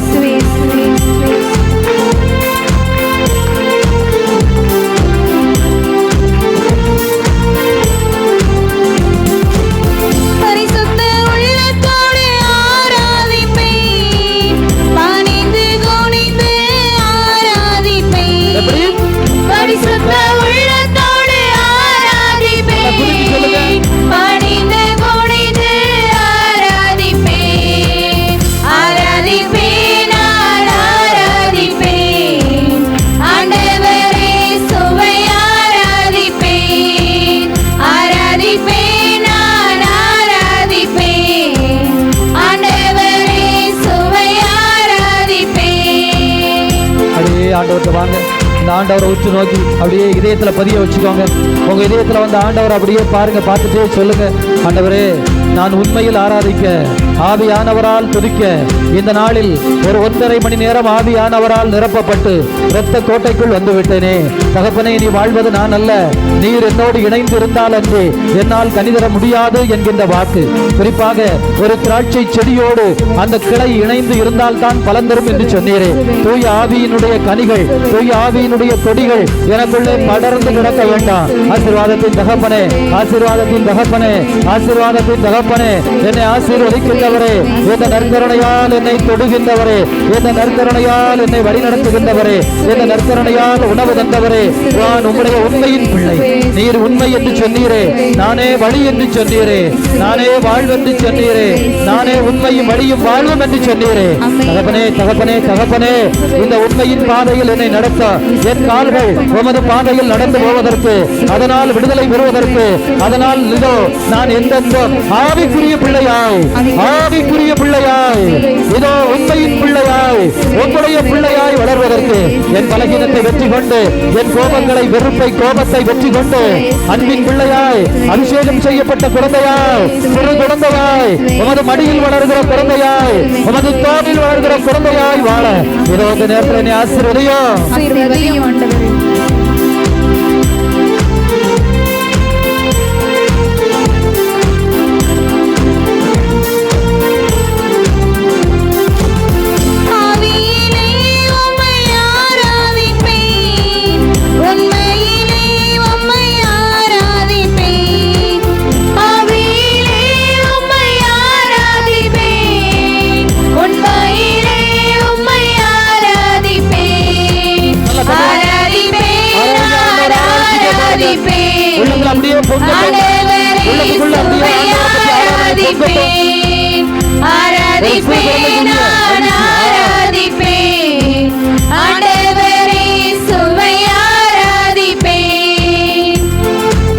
அப்படியே சிறு குழந்தையாய் மாறுகிற பொழுது நாம் வானதூதர்களைப் போல் மாறுகிறோம், வானவர்களோடு இணைக்கிறோம். இந்த ஆலயத்தில் நம்ம நினைக்கிறோம் நம்ம மட்டும்தான் நிற்கிறோம்னு இல்ல, நம்முடைய முன்னோர்கள், அவர்களுடைய அந்த ஆன்மா ஏதோ இந்த இடத்துல ஆண்டவரை நம்பி நின்ற குழந்தைகள், நம்மை சுற்றி இருக்கிற இந்த ஊரில் இருக்கிற எத்தனையோ சகோதர சகோதரிகள், இந்த நாளிலே தாகத்தோடு அமைதிக்காக இயங்குகிற குடும்பங்கள், கடன் பிரச்சனைகள் தீர்வதற்காக உழைத்து கொண்டிருக்கிற, கஷ்டப்பட்டு கொண்டிருக்கிற குடும்பங்கள், நோய் நொடிகளிலிருந்து விடுதலை பெற வேண்டும் என்று விரும்புகிற குடும்பங்கள், ஒருவேளை இங்க வர முடியாமல் இதோ கேட்டுக்கொண்டு எங்கேயோ இந்த யூடியூப் பொழியாக லைவ் வழியாக கேட்டுக்கொண்டிருக்கிற எத்தனையோ உள்ளங்கள் இந்த நேரத்திலே எனக்கும் ஆண்டவர் அருள் தருவாரா, எனக்கும் ஆண்டவர் புகழ்வாரா என்று இதோ நாம் விவிலியத்திலே வாசிக்கிறோம். அந்த சாராள் ஜெபித்துக் கொண்டிருந்தாள், இங்கே கோபித்து ஜெபித்துக் கொண்டிருந்தாள்.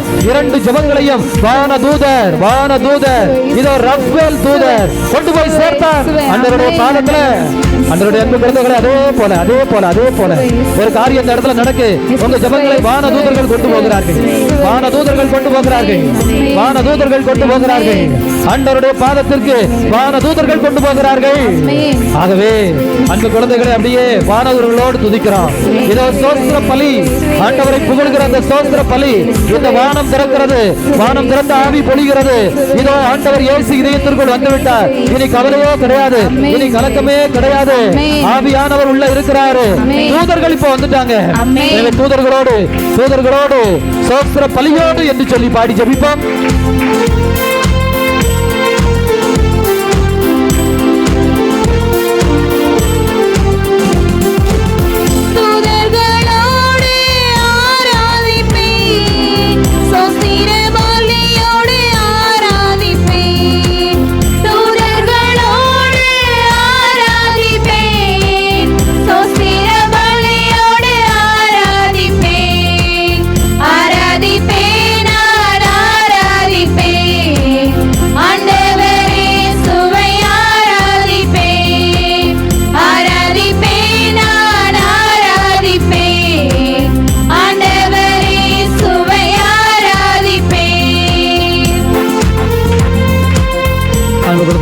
அப்படியே கண்களை மூடிக்கோங்க, கண்ணை திறக்க வேண்டாம். இசை மட்டும் போயிட்டே இருக்கும், கை தட்டுறது போதும், அப்படியே நிப்பாட்டிக்கலாம். கண்களை மட்டும் மூடிக்கோங்க, கண்களை மூடிக்கோங்க, கண்களை மூடிக்கோங்க, கண்ணை மூடிக்கோங்க, கண்ணை மூடிக்கோங்க, கண்ணை மூடிக்கோங்க, கண்ணை மூடிக்கோங்க, கண்ணை மூடிக்கோங்க, கண்ணை மூடிக்கோங்க, கண்ணை மூடி அப்படியே ஜெபிக்க ஆரம்பிங்க, அப்படியே ஜெபிக்க ஆரம்பிங்க. இதில் இயேசுவை கூப்பிடுங்க. இயேசுவே இயேசுவே இயேசுவே இயேசுவே இயேசுவே இயேசுவே இயேசுவே இயேசுவே. அப்படியே வாய் திறந்து ஜெபிங்க, வாய் திறந்து ஜெபிங்க. ஆண்டவருக்குள்ள நிக்கிறோம். இதோ ஸ்தோத்திர பலியோடு வானவர்களோடு தூதர்களோடு அப்படியே நிக்கிறோம். ஜெபிச்சுட்டே வாங்க, அப்படியே உள்ள ஒப்பு கொடுங்க. இயேசுவே இயேசுவே தகப்பனே, அப்படியே ஜெபிக்க ஆரம்பிங்க.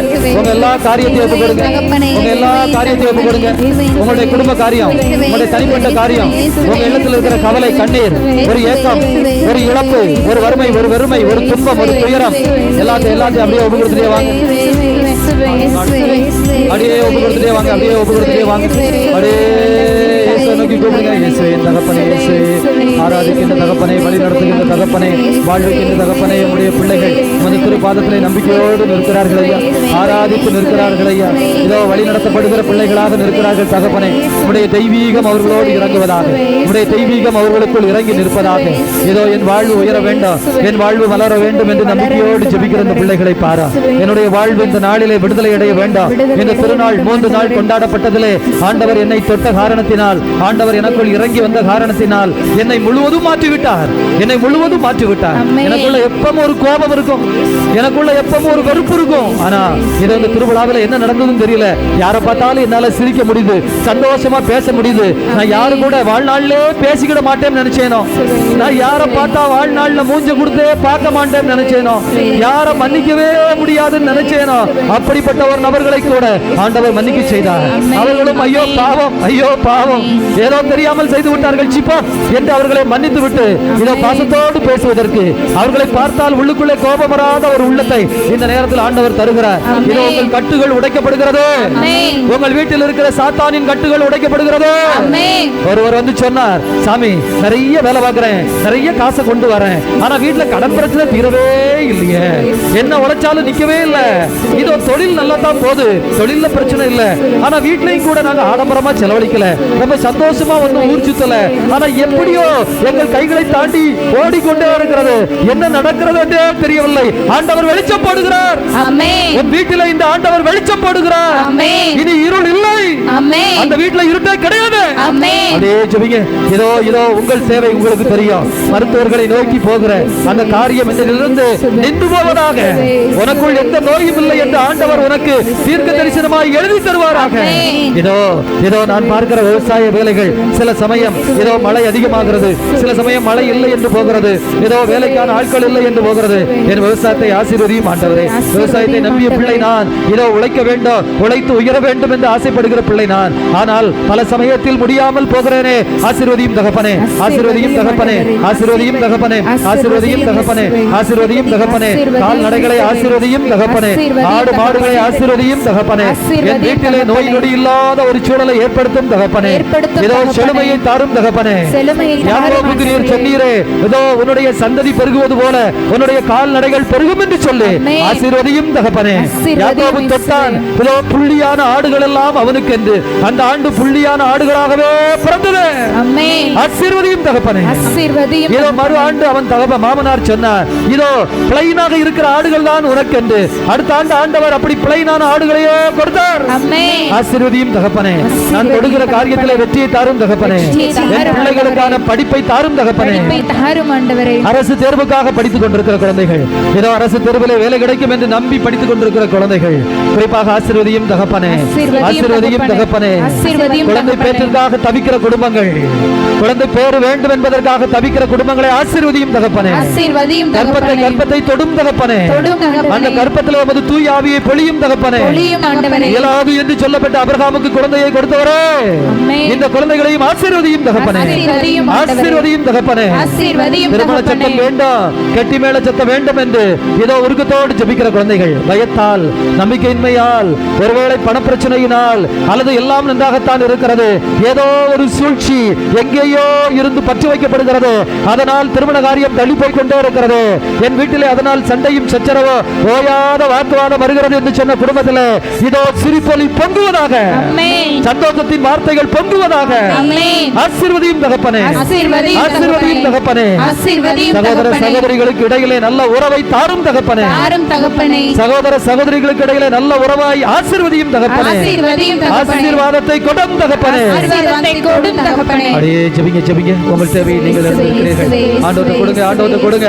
எல்லாத்தையும் சொல்லுங்க. இந்த நாளில் நமக்காக மட்டுமல்ல, ஜெபிக்க ஜெபிக்க கேட்ட உள்ளங்கள், இதோ சுற்றிலும் இருக்கிற எல்லா மக்களுக்கும் எல்லாரும் சொல்லணும், இதோ நீங்கள் திருவிழா கொண்டாடினீர்கள், நாங்கள் ஆசீர்வதிக்கப்பட்டோம். நீங்கள் திருவிழா கொண்டாடினீர்கள், நாங்கள் ஆசீர்வதிக்கப்பட்டோம். எங்கள் வீட்டிலும் ஆசீர்வாத மழை பொழிந்தது. எங்கள் உள்ளத்திலும் ஆண்டவர் ஆசீர்வதித்தார். எனக்கான தெளிவை கொடுத்தார், எனக்கான சித்தத்தை கொடுத்தார், எனக்கான வலிமையை கொடுத்தார், எனக்கான ஆசீர்வாதத்தை கொடுத்தார். என் பிள்ளையினுடைய வாழ்வை ஆசீர்வதித்தார், என் கணவனின் வாழ்வை ஆசீர்வதித்தார், என் மனைவியை ஆண்டவர் தொட்டார், என் வயதான பெற்றோரை ஆசீர்வதித்தார், என் அண்டை அயலாரை ஆண்டவர் ஆசீர்வதித்தார். இதோ நான் தொட்ட காரியம் எல்லாத்தையும் ஆசீர்வதித்தார். அப்படியே ஆசீர்வதிக்கட்டும், ஆசீர்வாதம் மழை பொழியட்டும். ஆண்டவருக்குள்ள இறங்கி நில்லுங்க.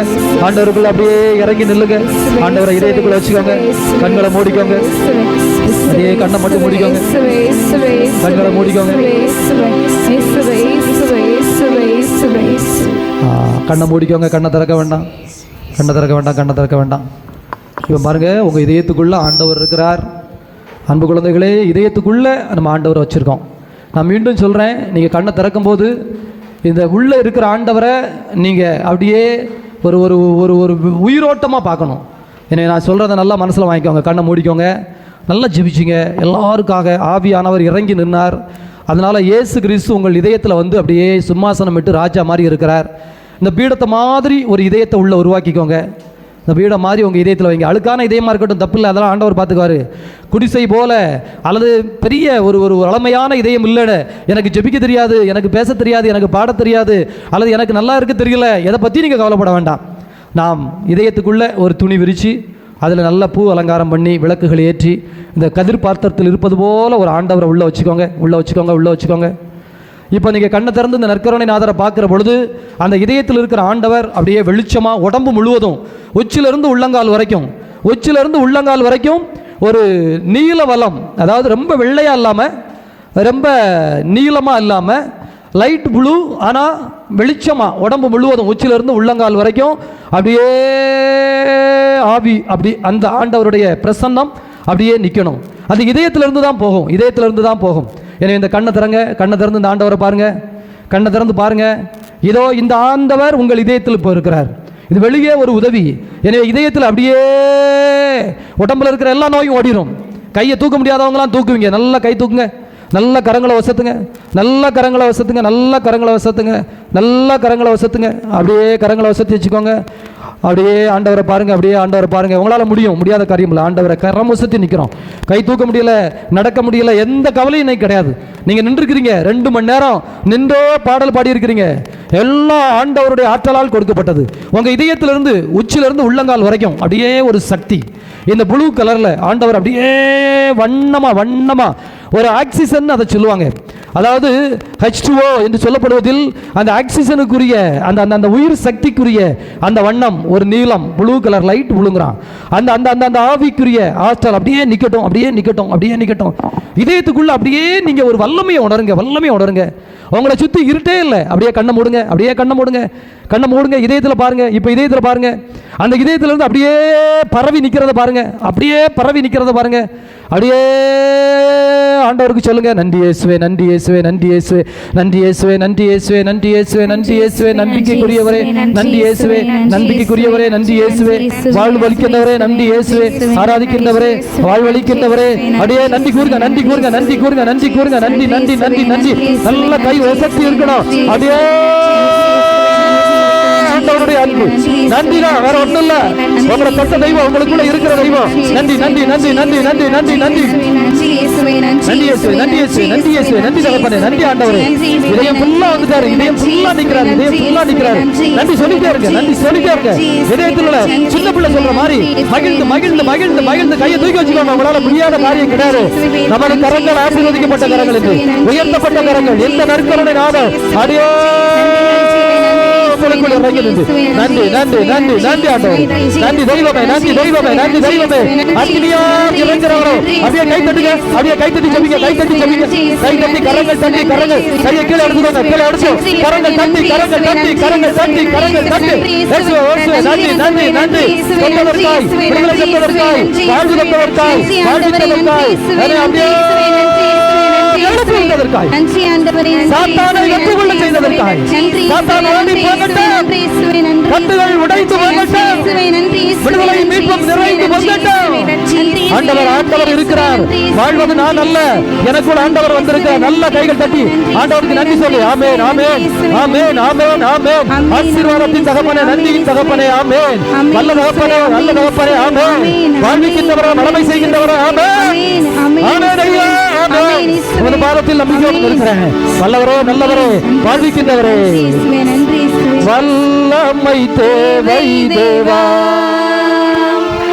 வல்லமை தாரும் தேவா. கண்ணை மூடிக்கோங்க. இன்றே தேவை தேவா, இதயத்துக்குள்ள பாருங்க.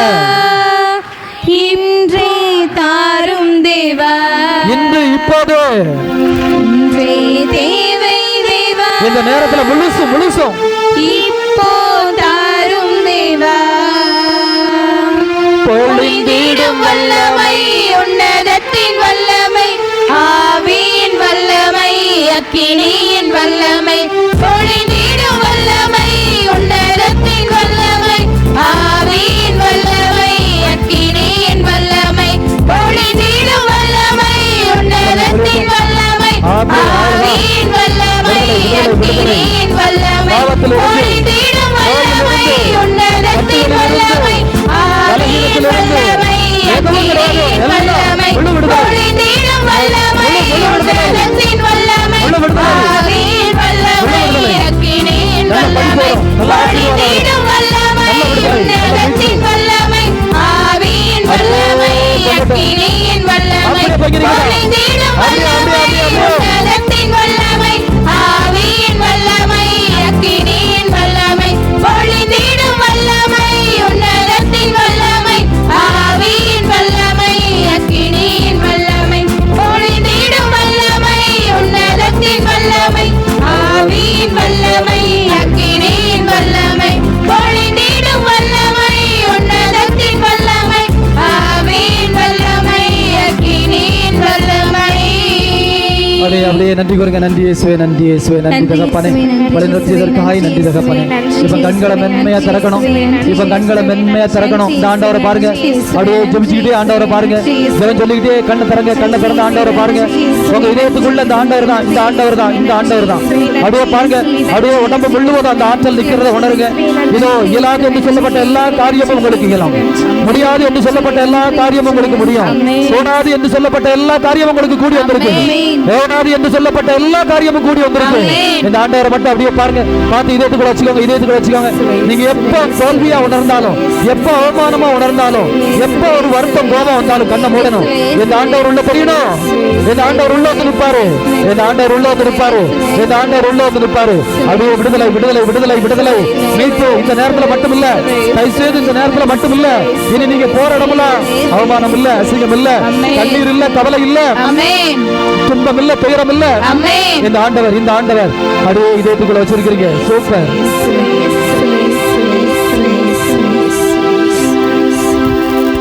அப்படியே மென்மையா உட்கார்ந்துக்கோங்க. அப்படியே மெல்ல மெல்ல உட்காருங்க. ஆண்டவருடைய அன்பு குழந்தைகளே, ரொம்ப ஒரு பெரிய காரியம் நடந்தது. பெரிய காரியம்னா ஒரு வியப்பிற்குரிய அதிசயத்தை ஆண்டவர் இன்று செய்தார். அதாவது ஆண்டவரை நம்ம வெளியில் கண்ணை திறந்தே பார்த்து பழகிட்டோம். கண்ணு முன்னாடி இருந்தால் நமக்கு தெரியும். ஆனால் உள்ள கடைசியில் கண்ணு திறங்க அப்படிங்கிறேன், உங்களால் முடியல. கண் மூடி இதயத்துக்குள்ளே பார்த்த கடவுளை விட்டு உங்களால் வெளியில் வர முடியல. நான் உங்கள் எல்லாருக்கும் நன்றி சொல்கிறேன். கை தட்டிக்கோங்க, கை தட்டிக்கோங்க, கை தட்டிக்கோங்க. ஏன்னா இந்த விடுதலைக்காகத்தான் இவ்வளோ தூரம், புரியுதுங்களா? ஏன்னா ஆண்டவரை எடுத்து காட்டினேன். முதல்ல கண்ணவே நம்மளால் சில பேரால் மூட முடியல. ஆண்டவரை மட்டும்தான் வெளியில் தான் பார்க்க முடிஞ்சிச்சு. பிரியமானவர்களே, இப்போ நம்ம இதயம் துடிச்சிக்கிட்டு இருக்கு, சத்தம் உள்ளே இருக்குது, ஆனால் வெளியில் என்ன செய்யாது, கேட்காது.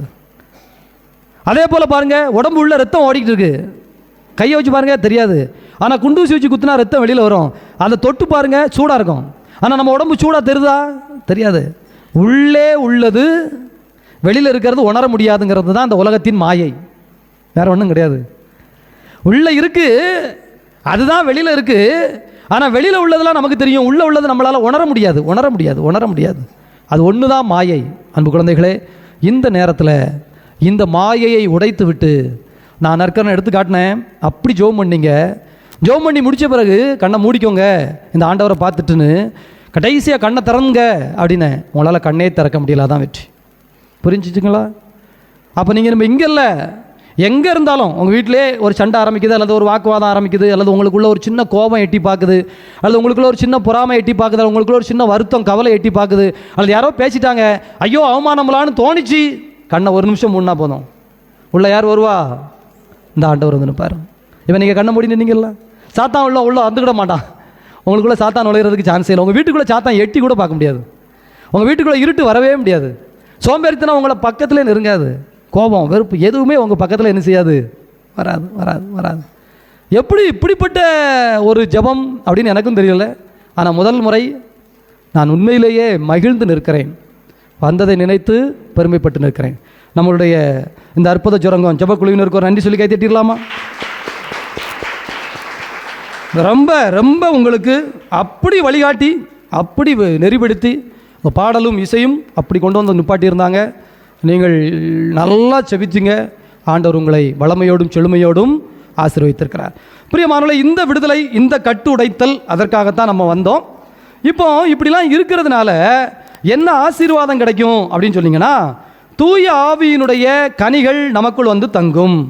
தூய ஆவியினுடைய கனிகள் நமக்குள் வந்து தங்கும். அதற்காகத்தான் நம்ம ஜெபிக்க வேண்டியிருக்கு, அதற்காகத்தான் நம்ம யோசிக்க வேண்டியது இருக்குது. எனவே தூய ஆவியினுடைய கனிகள், முதல் கனி என்ன கனி? தூய ஆவியின் கனிகளில் அழகு, அன்பு தான் தூய ஆவியினுடைய கனி. குழந்தைகளிடம் நிறைந்திருப்பது அன்பு. நல்லா கவனிங்க, இந்த அன்பு யாருடைய அன்புன்னா மனிதருடைய அன்பு கிடையாது, உங்களுடைய அன்பு கிடையாது, கடவுளுடைய அன்பு. யாருடைய அன்பு? தூய ஆவியின் கனிகளில் முதன்மையானது வெறும் அன்புன்னு நம்ம யாராவது கேட்டால் சொல்லக்கூடாது, கடவுளின் அன்புன்னு சொல்லணும். என்ன அன்பு? தூய ஆவியின் கனிகளில் முதல் கனி என்ன கனி? சூப்பர். இன்னொரு தடவை சொல்லுங்க, இன்னொரு தடவை சொல்லுங்க. அதாவது சைனாக்காரனும் செல்ஃபோன் விற்கான், நல்ல கம்பெனி செல்ஃபோனும் வருது. சைனாக்காரன்ட்ட செல்ஃபோன் வாங்குறதுல தப்பு இல்லை, ஆனால் எவ்வளோ நாளைக்கு தான் வரும்? அவ்வளோதான். ஆனால் சீப்பாக கிடைக்கும். சீப்பாக கிடைக்கிற அன்புலாம் சைனாக்கார அன்பு. குவாலிட்டியான அன்பு தான் கடவுளுடைய அன்பு. நீங்கள் சைனா செட்டு மேலே ஆசைப்படுற ஆட்களா, குவாலிட்டியான பொருள் வேணும்னு ஆசைப்படுற ஆட்களா? 10 ரூபா கூட போனாலும் பரவாயில்ல, என்ன வேணும்? தரமாக இருந்தால் வாழ்க்கைக்கும் பயன்படுத்தலாம்ல. சைனா யூஸ் அண்ட் த்ரோ, வாங்கி வச்சுக்க, ரிப்பேர் ஆகிடுதுன்னா தூர போட்டுக்க, ரிப்பேரே பார்க்க முடியாது. சைனா அன்புக்கும் கடவுள் அன்புக்கும் வித்தியாசம் புரியுதா? சைனா செட்டை வாங்கிக்கிட்டு ஏமாந்து போகிற மாதிரி அன்பில் சும்மா கீழ்த்தரமான சில்லித்தரமான அல்லது லோ குவாலிட்டி அன்பை நம்பி ஏமாந்து போகாதங்க. அன்பு கடவுளின் அன்பு. எந்த அன்பு? தூயாவியின் கனி யாருடைய அன்பு? தூயாவியின் கனி. முதல் கனி என்ன கனி? அப்போ இந்த கடவுளின் அன்பு என்பது நம்மை தேடி வருகிற அன்பு. நான் ஒரு எடுத்துக்காட்டோட சொல்லியிருந்தேன், நீங்கள் மனசில் வச்சுக்கோங்கண்ணே. பேதுரு அப்படின்னு சொல்லி ஒரு ஆள் இருக்கார், நம்மளை மாதிரி முந்திரி கொட்டை அப்படிதானா? எதுக்கு எடுத்தாலும் பொசுக்கு பொசுக்குன்னு போய், ஆண்டவரே அதை அப்படி செய்யக்கூடாது, இதை எப்படி செய்யக்கூடாது. வீட்டில் நம்ம அதை தானே பண்ணுறோம். வீட்டில் 2 பேர் பேசிகிட்டு இருப்பாங்க, நம்ம உடனே போய் என்ன பேசுறியா, அது அப்படி இல்லை, இது இப்படி இல்லை, இப்படி இல்லை, நம்மளால சும்மா இருக்க முடியாது. அப்படி பேதுரு, அப்படிப்பட்ட பேதுருவை ஆண்டவர் தேடி போய் அழைத்தார். கடவுளின் அன்பு நம்மை தேடி வருகின்ற அன்பு. சொல்லுங்க, நம்மை தேடி வருகிற அன்பு. 3 தடவை சொன்னாதான் எனக்கு அது கேட்கும்.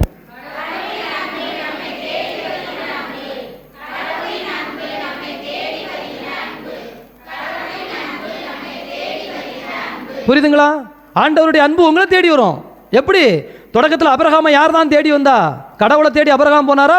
அபிரகாமை தேடி கடவுள் வந்தாரா? கடவுள் தான் தன்னை வெளிப்படுத்தினார். வெளிப்படுத்த போய் தான் அபிரகாமுக்கு தெரியும். கடவுள் வெளிப்படுத்திட்டு அபிரகாமுக்கு தெரியுமா? நல்லா கவனிச்சுக்கோங்க. மோயிசனை தேடி தான் கடவுள் வராரு.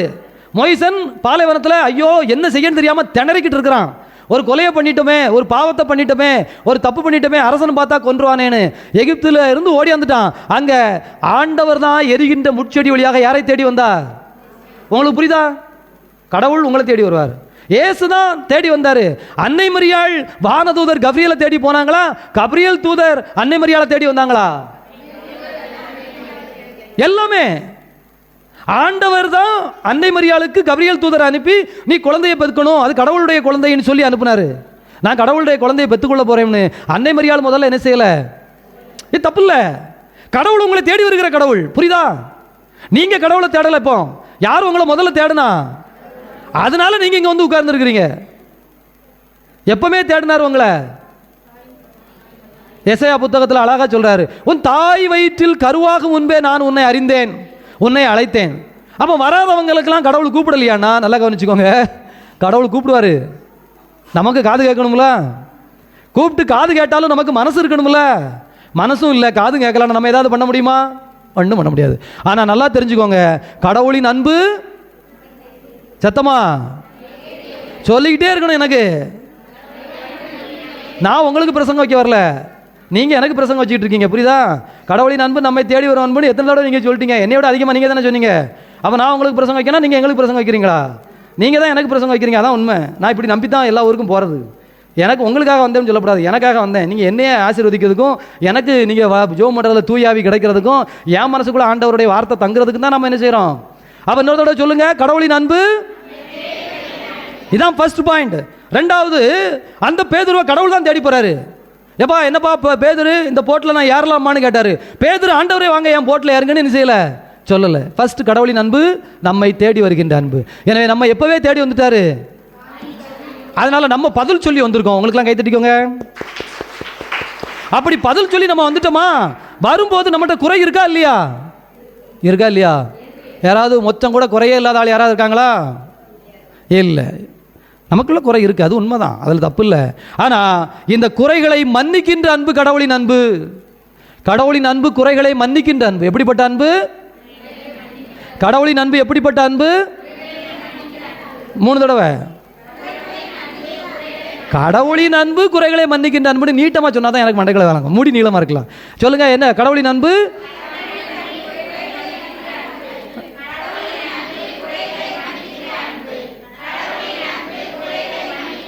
புரியுதுங்களா? எப்போ பேதுரு நான் வந்து உன்னைய கூட்டு வந்தேன், உன்னைய போய் பாருன்னு சொல்லி உன் மேல திருச்சபையை கட்டுவேன், டே என்னைய சிலுவையில் அறைய போறாங்கன்னு கூட்டு போனவனே ஏசுநாதர்னா யாருனே தெரியாதுன்னு சொல்லி மறுதளிச்சுட்டு ஓடி போறீங்கடாடே. நமக்கு இப்படிப்பட்ட மறுதளிச்ச ஆட்களை நம்மளால திரும்ப பார்க்கறதுக்கு மனசு வருமா? என்ன நீ என்னைய நீ இப்படி சொல்லுவோமா சொல்ல மாட்டோமா? ஆனால் கடவுளின் அன்பு எப்படிப்பட்ட அன்பு? வெறும் மன்னிப்பு சொல்லக்கூடாது, சேர்த்து சொல்லணும். சூப்பர். ரெண்டாவது பேதுருவை வச்சு புரிஞ்சுச்சா? மூன்றாவது கடவுளின் அன்பு நம்மை உயர்த்துகின்ற அன்பு. கடவுளின் அன்பு நம் அந்தஸ்தை உயர்த்துகின்ற அன்பு. கடவுளின் அன்பு நம் அந்தஸ்தை உயர்த்துகின்ற அன்பு. சொல்லுங்க, 3 தடவை சொல்லுங்க.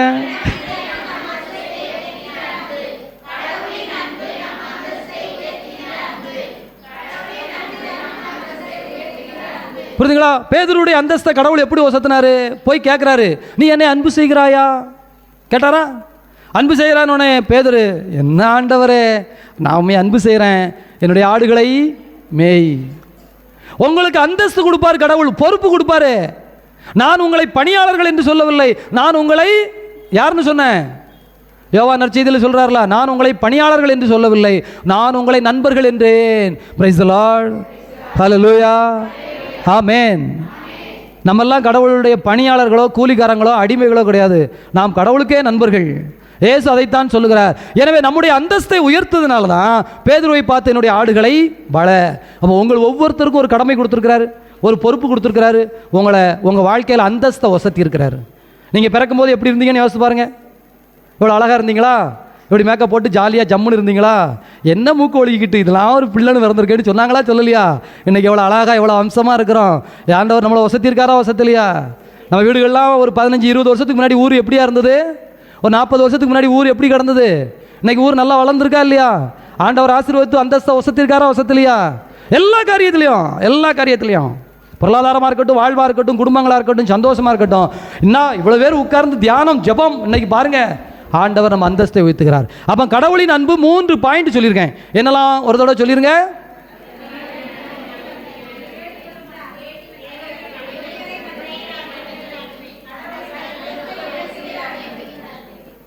பாதி பேருக்கு மறந்துடுது பார்த்தியாளா?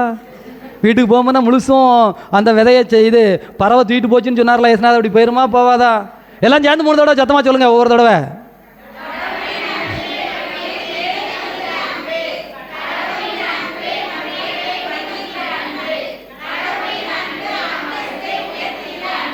சூப்பர், கை தட்டிக்குவோம். அப்ப நம்ம செய்ய வேண்டியது என்ன அப்படின்னா, ஒன்று நல்லா கவனிச்சுக்கோங்க, பதில் அன்பு செலுத்த வேண்டும். நம்ம என்ன செய்யணும்? ஆமாம், அவ்வளோதான், வேற ஒன்றும் கிடையாது. ஏன்னா பேதுருவை பார்த்து இயேசு கேட்டது, நீ என்னை நேசிக்கின்றாயா, நீ என்னை அன்பு செய்கின்றாயா? அந்த கேள்வியை எல்லாத்துட்டும் கேட்குறாரு, உங்கள்கிட்ட கேட்டே இருக்காரு. நீ என்னை நேசிக்கின்றாயா? ஆமாம். அப்போ நீ என்னை முதலில் தேடு. நீங்கள் நினைக்கிறீங்க உங்கள் வாழ்க்கைன்னு நினைக்கிறீங்க.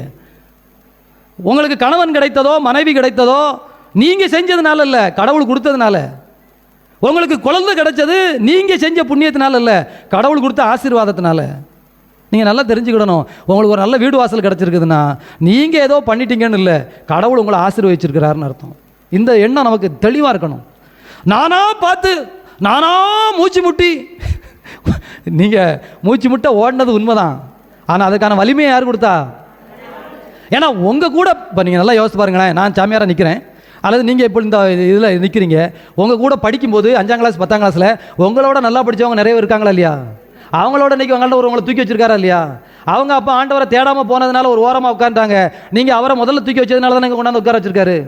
இது உண்மைங்க, யோசிக்க வேண்டாம். நான் சொல்லுவேன், என் கூட படித்ததில், என் கூட வாழ்ந்ததில் என்னை விட திறமைசாலிகள், புத்திசாலிகள், என்னை விட படித்தவர்கள், என்னை விட பணத்திலும் அந்தஸ்திலும் உயர்ந்தவர்கள் நான் சின்ன பிள்ளையில இருந்தே பார்த்து ஏ அப்பா அப்படின்னு உயர்ந்தவர்கள் எத்தனையோ பேர் உண்டு.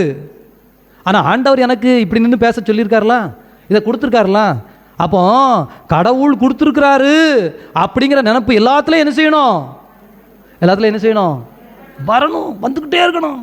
நானா இல்லை, அதனால் நீங்கள் பதிலுக்கு என்ன செய்யணும்? அப்போ அவரை முதல்ல வைக்கணும். எல்லா காரியத்திலையும் கடவுளை முதலில் வைக்க வேண்டாம். இதுக்கு இன்னொரு சைக்கலாஜிக்கல் ரீசன் இருக்குது, அது நம்ம இன்னொரு நாளைக்கு சொல்லுவோன்னே, இன்னைக்கு டைம் கம்மி. அதனால் உளவியல் ரீதியாகவுமே நீங்கள் கடவுளை உள்ளே வச்சிங்கன்னா உங்களுக்கு லைஃப்பில் சக்ஸஸ் ரேட் அதிகம், உங்களுக்கு சந்தோஷத்தினுடைய எண்ணிக்கை அதிகம். நீங்கள் மனுஷனுடைய அன்பை மனுஷனை முன்ன தூக்கி அல்லது வீட்டை முன்ன தூக்கி அல்லது உங்களுடைய பொருட்களை முன்ன தூக்கி அல்லது உங்கள் பதவியை முன்ன தூக்கி எதையாவது மேலே தூக்கி வச்சுருந்தீங்கன்னா உங்களுக்கு சந்தோஷம் குறைவதற்கு நிறைய வாய்ப்பு இருக்குது. அது என்னங்கிறதெல்லாம் அனுபவிச்சவங்ககிட்ட கேளுங்க, இல்லைனா ஒரு 1000 ரூபா கொடுத்து கவுன்சிலிங் வாங்க, உங்களுக்கு சொல்லிட்டு போகிறேன். இப்போ சொல்ல வந்த பாயிண்ட் ரொம்ப ஏன்னா அதுக்கு ஒரு விளக்கம் சொல்லணும். எல்லாரும் வியாக்கியானம் அன்றைக்கி பேசுகிற ஆளுக்கு நிறைய இருக்குது. அதனால் வியாக்கியானம் நம்ம இன்றைக்கி என்ன செய்ய முடியாது. ஆமாம். எனவே ஒன்று, கடவுளை பதிலுக்கு அன்பு செய்ய வேண்டும். கடவுளை முதலாக வைத்து அன்பு செய்ய வேண்டும். கடவுளை எப்படி வச்சு அன்பு செய்யணும்? கடவுளை பதிலுக்கு அன்பு செய்யணும். அந்த அன்பு கடவுளை முதலாக வைக்கிற அன்பாக இருக்க வேண்டும். ரெண்டாவது, அவர் சொல்வதை செய்யணும். அன்பு செய்யறதுனா சொல்றதை செய்யணும். யார் சொல்றதை செய்யணும்? நீங்க யார் அன்பு செய்றீங்களோ அவங்க சொல்றதை செய்யணும். நீங்க யார் அன்பு செய்றீங்க? முதல்ல யார் அன்பு செய்றீங்க? முதன்மையா யாரை வச்சிருக்கிறீங்க? அப்ப அவர் சொல்றதை நம்ம என்ன செய்யணும்? இது அன்னை மரியாள் நமக்கு சொல்லி தராங்க. எங்க? கானாவூர் திருமணத்தில். உங்களுக்கு அதிசயங்கள் நடக்கணும்னா, ஆச்சரியங்கள் நடக்கணும்னா நீங்க கடவுள் சொல்வதை செய்ய வேண்டும். அவர் சொல்வதை செய்ய வேண்டும். அப்போ மொத்தம் 3 பாயிண்ட். மூணாவது உள்ளது என்னன்னா, அவர் சொல்றதை செய்யணும்னா அவர்கிட்ட பேசணும்ல. நீங்க பேசினா தானே அவர் சொல்ல முடியும். அவர் நல்லா கவனிங்க. அவரை முதலில் அன்பு செய்ய வேண்டும். சொல்லுங்க. அதற்கு அவர் சொல்வதை செய்ய வேண்டும். அதற்கு அவர் சொல்வதை செய்ய வேண்டும். அது தெரிய தினமும் ஜெபிக்க வேண்டும். அது தெரிய எது தெரிய? அவர் சொல்வதை செய்யணும் சொல்றோம்ல. என்ன சொல்றாருங்கிறது தெரியறதுக்கு டெய்லி என்ன செய்யணும்? 3 பாயிண்ட் புரியுதா? முதல்ல யாரை அன்பு செய்யணும்? அதை எதன் மூலமா வெளிப்படுத்தணும்? சொல்லுங்க. அவர் சொல்றதை செய்யணும். அவர் சொல்றதை செய்யணும்னா அவர் சொல்றது கேட்கறதுக்கு நம்ம என்ன செய்யணும்? ஜெபிக்க வேணும் டெய்லி. வேற வழியே கிடையாது. 3 பாயிண்ட் புரிஞ்சுச்சா? அதாவது இந்த 3ம் ரொம்ப முக்கியம். அடுத்து பாருங்க. இப்போ இதெல்லாம் நமக்கு இருந்தா இந்த அன்பு நமக்குள்ள வந்துடுச்சுன்னா, இந்த தெய்வீக அன்பு நமக்குள்ள வந்துடுச்சுன்னா எல்லா மனிதர்களையும் நாம் அன்பு செய்வோம். யாரெல்லாம் அன்பு செய்வோம்? எல்லா உயிரினங்களையும் நம்ம அன்பு செய்வோம். நம்முடைய வாழ்வு பரவசத்திலும் பேரின்பத்திலும் இருக்கும். அப்படி இருந்தால் அன்பு குழந்தைகளே, ஆண்டவர் வாக்கு தருகிறார், உங்களுக்கு என்ன கிடைக்கும்? அமைதி கிடைக்கும். என்ன கிடைக்கும்? என்ன கிடைக்கும்? என்ன கிடைக்கும்? இந்த அமைதியை தானே தேடி வந்தீங்க. இந்த அமைதி இந்த இதயத்துக்குள்ளே வந்துடுச்சா? இந்த அமைதி இதயத்துக்குள்ளே வந்து உட்கார்ந்துருக்கா? எவ்வளோ நிம்மதியாக இருக்கிறீங்கன்னு பாருங்கள். அப்புறம் அந்த ஜெபத்தில் கண்ணை திறக்க முடியாமல் நீங்கள் அப்படியே திணறி ஆண்டவருக்குள்ளே நிற்கும் போதே அந்த அன்பு வந்து பொங்கிடுச்சு. அந்த நிறைவு வந்து பொங்கிடுச்சு. இப்போ தூய ஆவியினுடைய கனிகளில் இந்த முக்கியமானது எது? அன்பு தருகிற மகிழ்ச்சி, மகிழ்ச்சி தருகிற அமைதி, பொறுமை, பரிவு, நன்னயம், நம்பிக்கை, கனிவு, தன்னடக்கம். வரிசையா இருக்குல்ல? இதுல அன்பு தெய்வீக அன்பு. அன்பு எப்படிப்பட்ட அன்பு? தெய்வீக அன்பு. அது தரும் மன அமைதி. இந்த மன அமைதி என்பது, அமைதிங்கிற வார்த்தைக்கு இன்னொரு வார்த்தை மனசில் வச்சுக்கோங்க, இல்லை பைபிளில் கூட நீங்கள் எழுதிக்கோங்க. அதாவது நிறைவு. அமைதி தரும்னா என்னது தரும்னு அர்த்தம்? நிறைவு தரும்னு அர்த்தம். தூயாவியின் கனிகளில் இந்த அமைதி என்பதை நிறைவு என்று நாம் பார்க்கிறோம். அன்பு குழந்தைகளே, நிறைவு என்பது கடவுள் தருகின்ற கொடை. யார் தருகின்ற கொடை? லூக் நற்செய்தி லூக்கா 1:79 வாசிருங்க. லூக்கா 1:79. லூக்கா 1:79 வாசிங்க.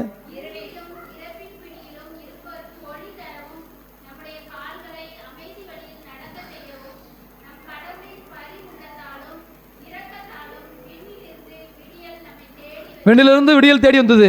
சரிதானே? இயேசு பிறக்கும் போது உள்ள வசனத்தை பாருங்க. விண்ணிலிருந்து நமக்கு இந்த விடியல் கடவுள் கொடுக்கிற விடியல். அந்த கடவுள் கொடுக்கிற விடியல் என்னவா? நமது கால்களை அமைதி வழியில் நடக்க செய்யவும். நிறைவான வழி, குறைஞ்ச வழி கிடையாது. குத்துயிரும் கொலையுருமா கிடக்கிற வழி கிடையாது. அறகுற மகிழ்ச்சியில் கிடக்கிற வழி கிடையாது. ஆண்டவரை நீங்கள் நம்பி அவருடைய அன்பை முன்னே வைத்து நீங்கள் நடக்கிற பொழுது உங்களுடைய கால்கள் நிறைவின் வழியில் நடக்கும். அந்த அமைதிங்கிற வாரத்தில் நிறைவுன்னு போட்டு வாசிங்க. நம் கால்கள், நம்முடைய கால்கள், சத்தமா வாசிங்க அந்த மொத்தம். நம்முடைய கால்கள், நம்முடைய கால்கள் நிறைவின் வழியில் நடக்க செய்யவும். புரியுதா? உங்க கால்கள் அரைகுறையில் நிற்காது, நிறைவில் நிற்கும். இந்த நிறைவு எப்போ தெரியுமா ஒரு மனுஷனுக்கு வரும்? லூக்கா நற்செய்தி 2:29. லூக்கா 2:29 பாருங்க. அதாவது மனசில் நினைச்ச காரியம் நடந்துச்சுன்னா அமைதி வரும், நிறைவு வரும். இந்த சிமியோனுக்கு ஆண்டவரை பார்த்துடணும்னு ஆசை. இயேசுவை கையில் பார்த்த உடனே மனசு சாந்தமாயிடுது. மனசு எப்படி ஆயிடுச்சு? இந்த வயசான ஆட்கள் சில சமயம் சாக கிடப்பாங்க, இந்த தொண்டைக்குள்ள மட்டுமே இழுத்துட்டு கிடக்கும் 2 நாளாக. யாராவது விவரமான ஆட்கள் வருவாங்க, வந்த ஆளுக்கு சொல்லுவாங்க 2 நாளாக இழுத்துட்டே கிடக்கும், ஒன்றும் இல்லை, கையில் கொஞ்சம் காசை முடிஞ்சு கொஞ்ச நேரம் வை, அந்த உயிர் போயிடும் அப்படின்னு. அதே மாதிரி கையில் காசை முடிஞ்சு வைப்பாங்க. சில ஆட்களுக்கு காதில் சில்லறையை குலுக்குவாங்க, குலுக்குன உடனே அந்த மூச்சு தன்னால் என்ன செஞ்சிடும்? நின்றோம். ஏங்க இது நடந்த உண்மைங்க, பல இடத்துல நடந்திருக்கு. நம்ம ஆட்கள்கிட்ட வேணால் கேட்டு பாருங்க. இப்போ தான் ஆஸ்பத்திரியில் போட்டு குளுக்கோஸில் ஏற்றி அவன் இந்த டீன் டீங் டீன் டீங்கிறது நின்னா சாவுன்னு சொல்லி அவன் ரொம்ப விவரமான ஆள், டெக்னிக்கான ஆள். அவனை பற்றி பேசினா 3 நாள் ஆகும், சரிதானே? அவன் விவரமாக அடிச்சுக்கிறான். ஆனால் விவரமான ஆளுக்கு அந்த காலத்தில் இப்படி ஏற்றிக்கிட்டு இருந்ததுன்னா அதுக்குன்னு வச்சுருக்காங்க. இல்லை யாரையாவது கூப்பிட்டு வருவாங்க, கூட்டியாந்து எம்மா இன்னாரும் வந்திருக்கா அப்படின்னு உடனே அப்படியா அப்படின்னு இப்படியே பார்க்கும். வாயே பேச முடியலாம் கூட கண்ணு ஒரு தடவை திறக்கும், திறந்த கண்ணு அப்படியே நின்றோம். ஏன்னா அந்த உயிர் அதுக்கு ஏங்கிக்கிட்டு கிடந்ததுன்னு அர்த்தம். இந்த சிமியோனுக்கு நடந்தது அதுதான், வேற ஒன்றும் கிடையாது. அமைதினா நிறைவு, நிறைவு ஆண்டவரை பார்க்கிற பொழுது உள்ளம் நிறைஞ்சிடும். உங்களுக்கு ஏக்கமே இருக்காதுங்க. உங்களுக்கு ஏக்கம் இருந்தால் தானே குறை, ஏக்கம் இருந்தால் தானே கவலை. எனக்கு இல்லையே இல்லையே இல்லையேன்னு ஏக்கமே இருக்காது. அடுத்து 2வது லூக்கா நற்செய்தி 7வது அதிகாரம் 50வது. லூக்கா நற்செய்தி 7:50.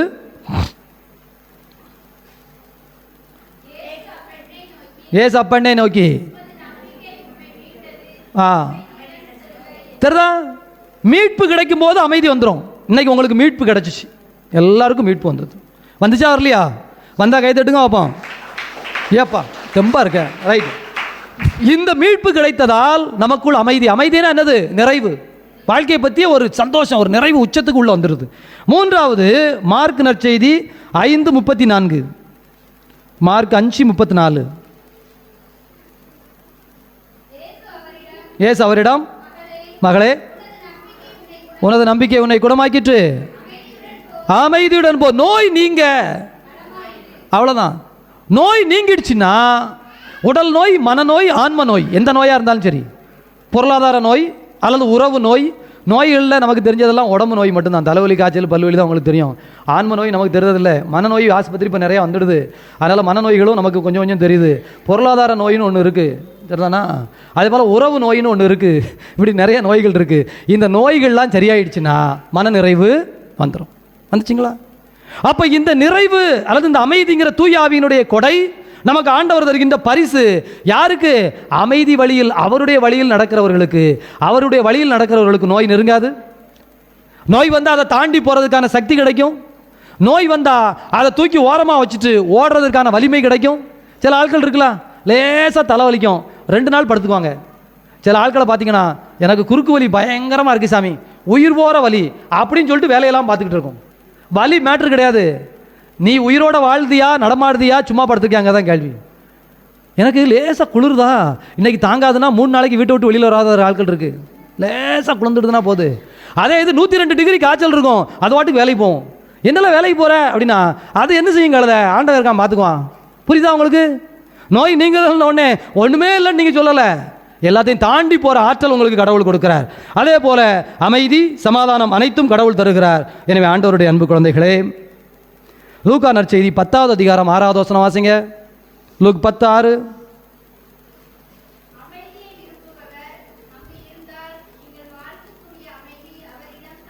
நிறைவுங்கிறது உங்கள் விருப்பம், உங்கள் சாய்ஸ்.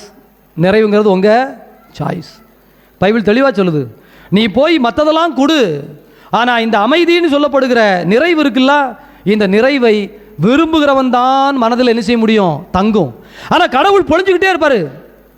இப்போ மழை பெய்யுதுல்ல, மழை பெய்தா பெய்யலையா? நல்லா வெளியில் மழை பெஞ்சிக்கிட்டே இருக்கலாம். தொடர்ந்து பாத்திரத்தை கொண்டு போய் இப்படி வச்சா பாத்திரம் நிறையும், பாத்திரத்தை கொண்டு போய் இப்படி வச்சா நிறையுமா நிறையாதா? நீங்களும் ஒரு ஆள் கொண்டு போய் பாத்திரத்தை இப்படி வச்சுட்டு உன் பாத்திரமெல்லாம் நிறையுது, என் பாத்திரம் நிறையவே மாட்டேங்குது. இந்த கடவுளுக்கு எவ்வளோ ஓரம் வஞ்சனை பார்த்தியா? உன் பாத்திரமெல்லாம் நிறையுது, என் பாத்திரம் நிறையவே மாட்டேங்குது. கடவுளுக்கு எவ்வளோ ஓரம் வஞ்சனை பார்த்தியா? அப்படின்னா பாத்திரம் கடைசி வரைக்கும் நிறையுமா? பாத்திரம் எப்படி இருக்கு? என்ன செய்யணும்? அமைதியை விரும்புகிறவர் அங்கு இருந்தால் நீங்கள் கொடுத்த அந்த ஆசீர்வாத அமைதி அங்கே தங்கும். அவருக்கு விருப்பம் இல்லைனா, இவ்வளோ காணும் சொல்லிட்டோம்ல, கடவுள் விடுதலை கொடுத்தார், மீட்பு கொடுத்தாருன்னு யாரோ ஒருத்தர் எங்கேயோ உட்கார்ந்து கேட்டுக்கிட்டு, ஏன்னா இங்கே இருக்க ஆட்கள் யாரும் அப்படி முகத்தில் பார்த்தா தெரியல, இல்லைனா நான் சொல்லிடுவேன் இன்னாரெலாம் அப்படின்னு. ஏன்னா கவுன்சிலிங் வேறு படிச்சிருக்கோமா 13 வருஷமா, மூஞ்ச பார்த்தே நான் சொல்லிடுவேன் அது என்ன லெவலுக்கு போகும் தேரமா. அப்படியே உட்கார்ந்து இவரா நல்லா பேசாரு, ஜாலியாக தான் இருக்குது, ஆனால் அப்பா அப்படின்னு அவங்க மூலியே நமக்கு என்ன செஞ்சிடும், காட்டி கொடுத்துரும். அதனால் எங்கேயோ உட்கார்ந்து கேட்டுக்கிட்டு இருக்கேன், அல்லது யூடியூப்பில் பார்த்தா யாரோ ஒருத்தர் சொல்கிறாங்கன்னு வச்சுக்கோங்களேன், என்ன சொல்கிறாங்க அப்படின்னா, நல்லா தான் இருந்தது, அதுக்காக நான் போய் இன்னார்கிட்ட பேசுவனோ, அதுக்காக நான் போய் இன்னாரை மன்னிப்பனோ, அதுக்காக நான் போய் இந்த காரியத்தை இப்படி செய்வனோ, அதெல்லாம் அவர் சொல்லுவார், வந்துட்டு போயிட்டார். இங்கே இப்போ அவன் சொன்னார்ல வரும்போது, சாமி இது குற்றாலத்தில் இருக்க மாதிரி இருக்குது, குழுன்னு இருக்குது, பிக்னிக் போகிற மாதிரி இருக்குது, ஏன் நம்ம ஊரில் வீடு எடுத்தவர் இருக்கு சொல்லு, 325 நாள் இங்கேவா இருப்பார், சி இதெல்லாம் மனுஷ பேர் வரான்னு சொல்லிட்டு போவாரா இல்லையா அப்படின்லாம் பேசுகிறதுக்கு ஆள் இருக்கும். எடுத்துக்காட்டு கேட்டால் நிறைய சொல்லுவான், என்னத்தையாவது சொல்லி என்னத்தையாவது பற்றி. அதனால் அவர் பேச்சுக்கு பேசினார், நல்லா இருந்தது, கேட்டோம், காதை விட்டோம். வீட்டில் போய் நான் என்ன தான் பண்ணுவேன், சண்டை தான் போடுவேன். நான் வளையபடி சொல்லு, ஏல நீ சொல்லியா இல்லையா, நீ சொல்லு இப்போ சொல்லு அப்படின்னு நான் பதிலுக்கு 50 தடவை இல்லை 100 தடவை கேட்டுக்கிட்டே தான் இருப்பேன். நான் அப்படி பழைய சண்டையெல்லாம் விட மாட்டேனே. நான் அதுக்காக முந்தானத்து நடந்தது, முதநாத்து நடந்தது, ஏன் கல்யாணம் முடிச்சு 2வது வருஷம் ஒரு சண்டை போட்டானே, அந்த சண்டையை 10 வருஷமாக சொல்லிக்கிட்டு இருக்கேன், அதை இன்னும் நான் கடைசி வரைக்கும் 6 வரைக்கும் சொல்லத்தான் செய்வேன். அதெல்லாம் விட மாட்டேன் சாமி, இவன் குடும்பமே விளங்காத குடும்பம் சாமின்னு நீயே அதை பிடிச்சிக்கிட்டு தொங்குனா கடவுளை என்ன செய்ய முடியும், செய்ய முடியுமா முடியாதா? புரிஞ்சுதா புரியலையா? உங்கள்கிட்ட யார்ட்டையும் அப்படி இல்லை, அதனால தான் நான் உங்களுக்கு சொல்லதுக்கு தேவைப்படலை. சாமி நாங்கள் அப்படி தான் நீங்கள் சொல்லாதுங்க, ஏன்னா உங்கள் முகத்தில் அப்படி இல்லை.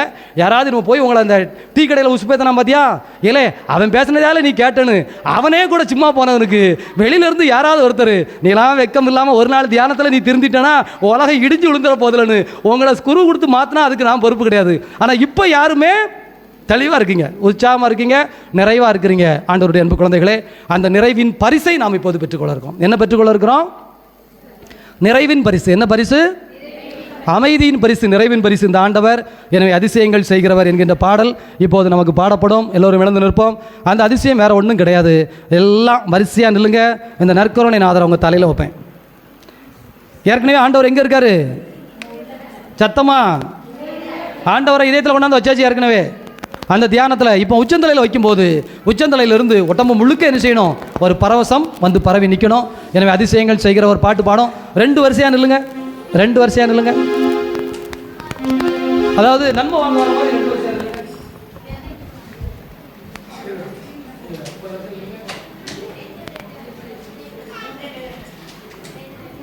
ரெண்டு வரிசையாக நில்லுங்க.